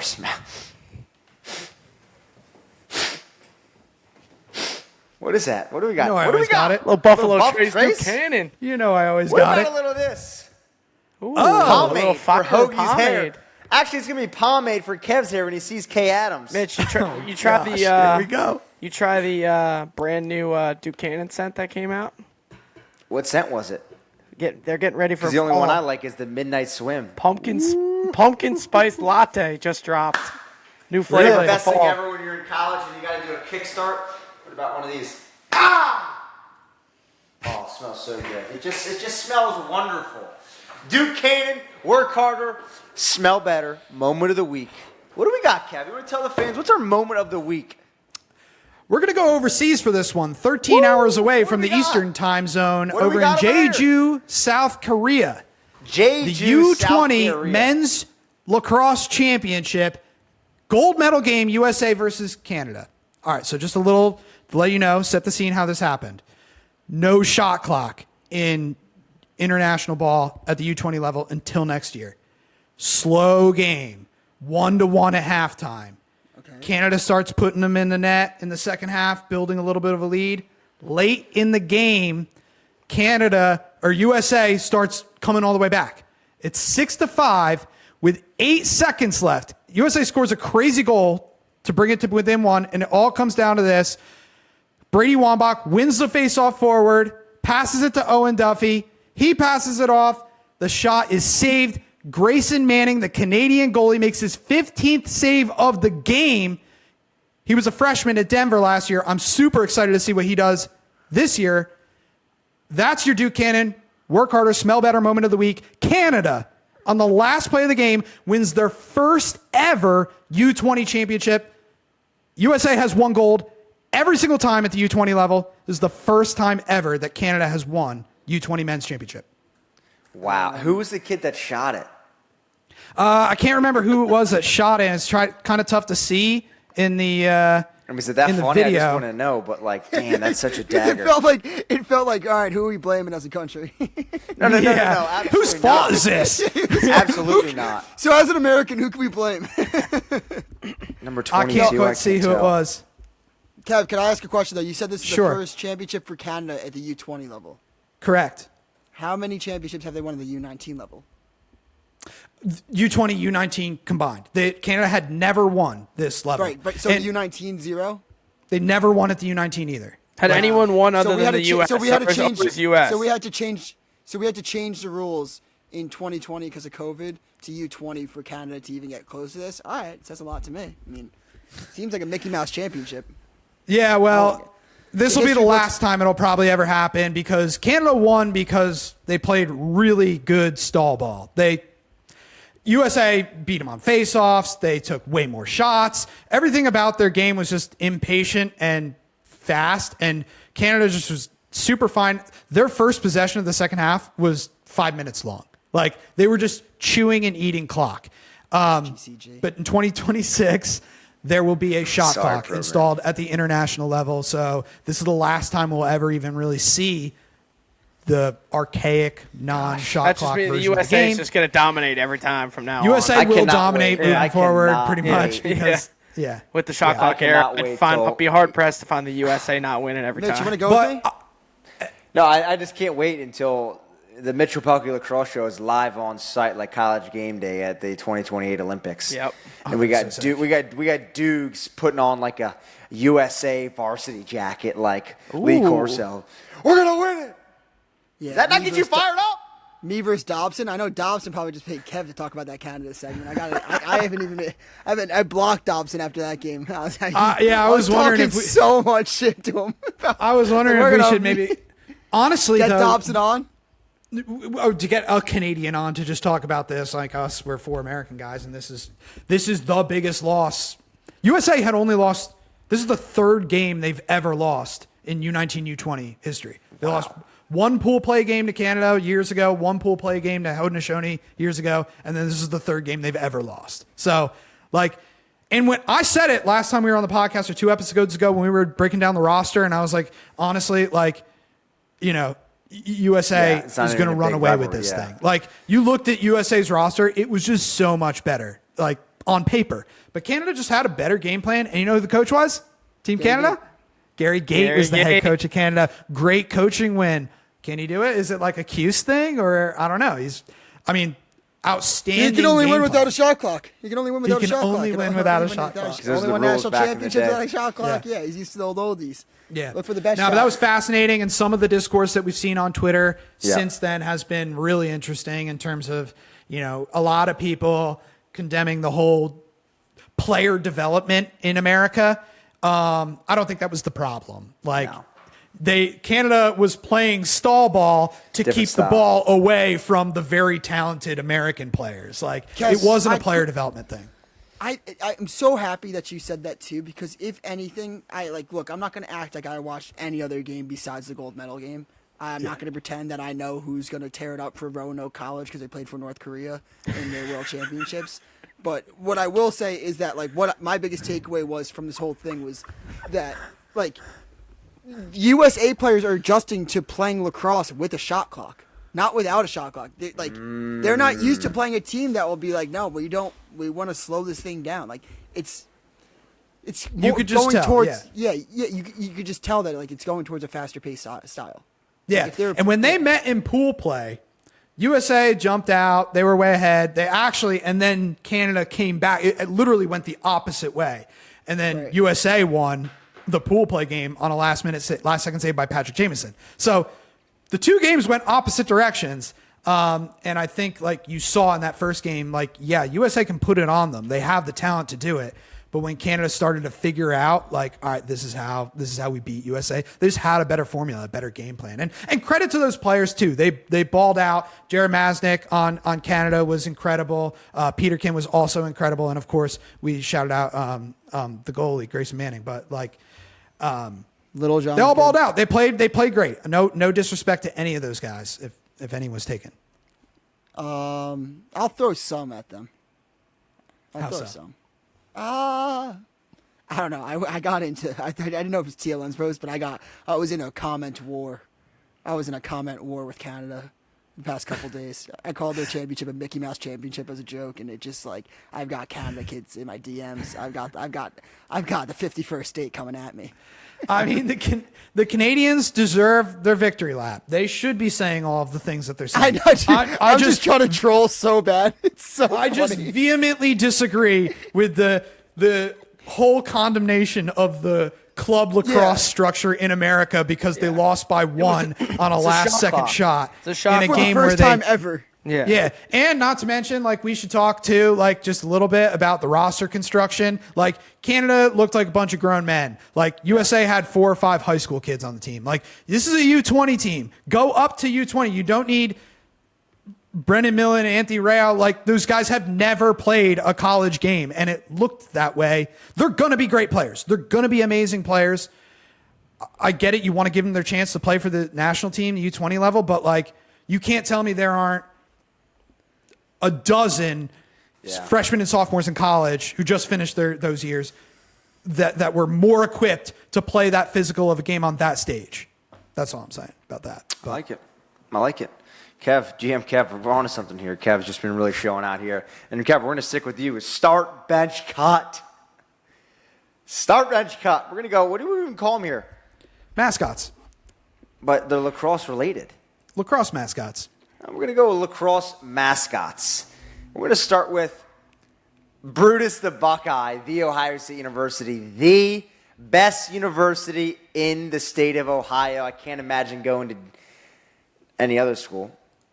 Notre Dame Leprechaun or the Hopkins Nag J.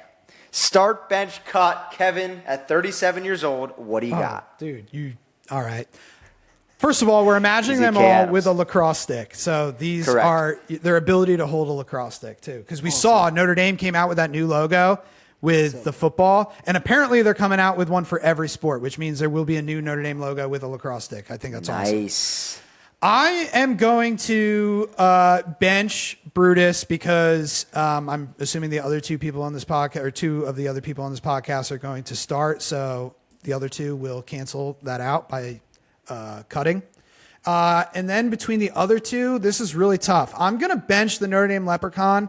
While it's more overall iconic in sports, the NAGJ is super specific to lacrosse.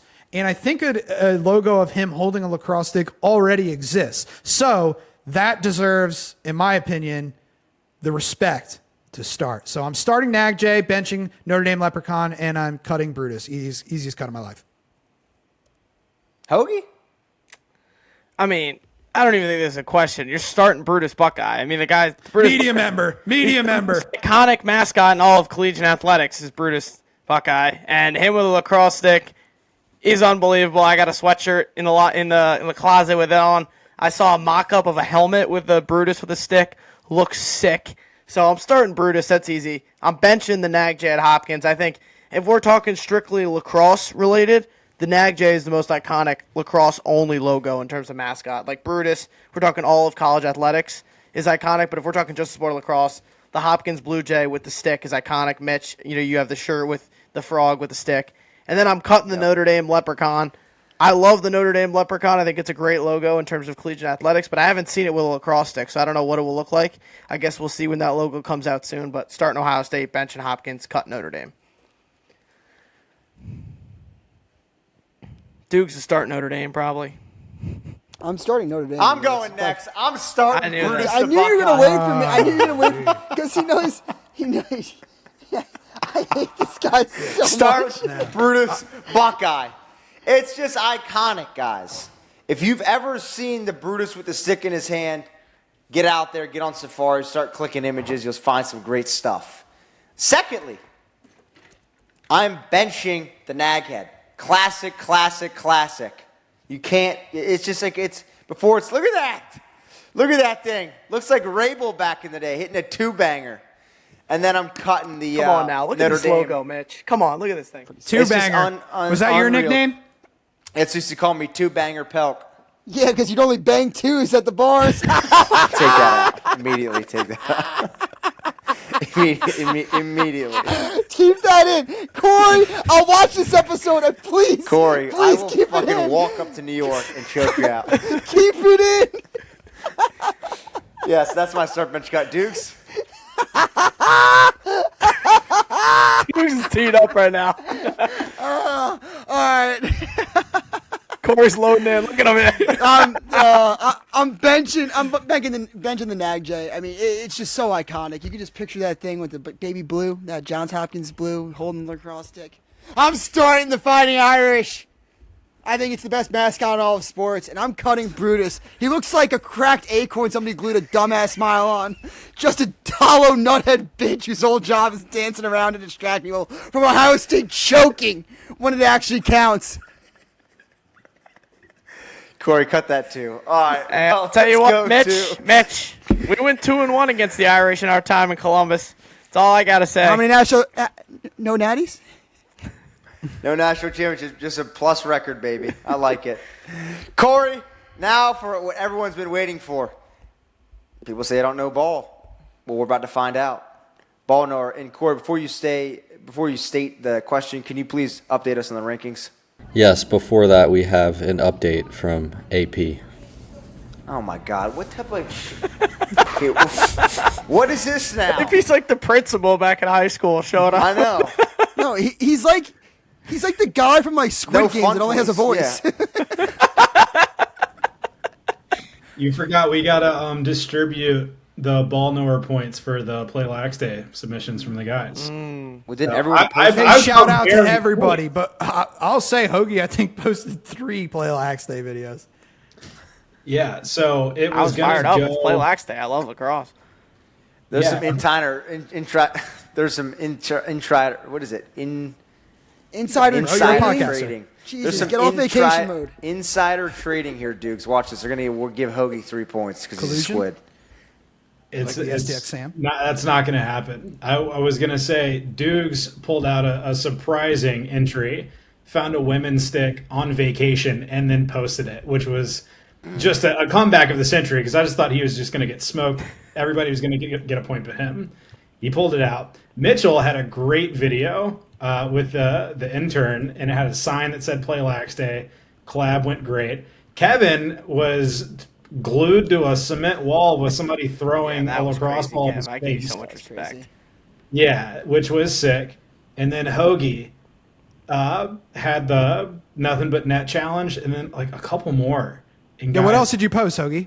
I had just a video of me shooting. I had a little mini lax on the beach when I was down at the beach.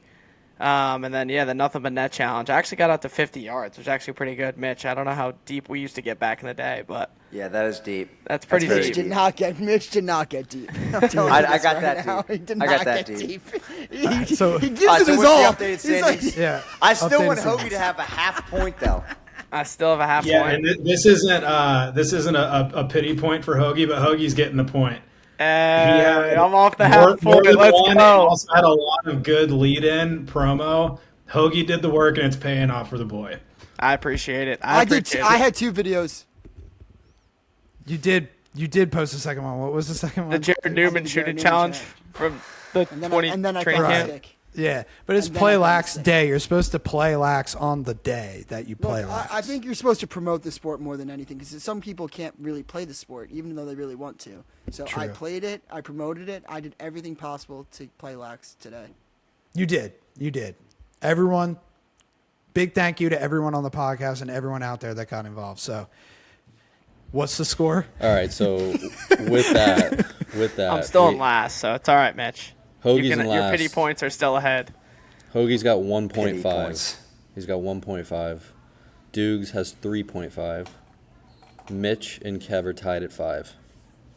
That's a crime that How? Kev has to be tied with Mitch. That is a crime. That is a No, it's federal not. crime. It's a crime. When It's a I crime. need I'll to just know be- who It won, is a go out. crime that Kev is not clearly leading. A Give crime. him his give it Mickey to me. Mouse points. Corey, I'll just give beat it to him. me. I'll just beat him. Yeah, give him that All right, Canada so- U20 championship. So we got a two-parter.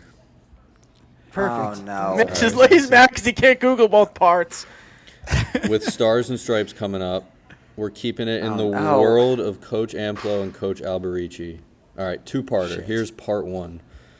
How many You. players from Navy are currently on PLL rosters? 4. 2. No. Nope. Zero. Zero. Zero. Bingo. I got that. That was Hoagie. I was That in was there. totally me. That was That was totally me. me. Kev. Wait, that was Kev. totally me. Play it back. Kev. Play it back. No, no. Me. Play it back. Me. Play it back. Me. Play it back. Play it back. Play it back. Play it back. I swear to God, play it back. That was totally me. 100% play it back. I had Kev, Duke second, Hoagie third. AP had me as well. That's Everyone says it was crazy. me. That is absolutely gonna have to insanity. watch it back. Corey, I need you to check the tape tonight. I will go was back to the 1 tape. second early. I will go back to the tape. Zero. Zero. Zero. Zero. Zero. Zero. The only reason I didn't say zero right to start, I was like, there's no way we're going to disrespect Coach Amplo right after we had him on the pod. You're like, how many guys got the PLL? Zero. But we did. All right. And this next part, how many players from Army are currently on PLL rosters? 6. 3, 4. 2. 2. 4. Bingo. 5. Me. Let's go. Get me a point. Yes. That's You have to name them. good night, Hoagie. You have to Let's name go. them. Wait, I have- name I'll them. name them Jackson Eicher, Mauser, AJ Pilot, and that's 3. There's one more. Oh, does Nick Turn count?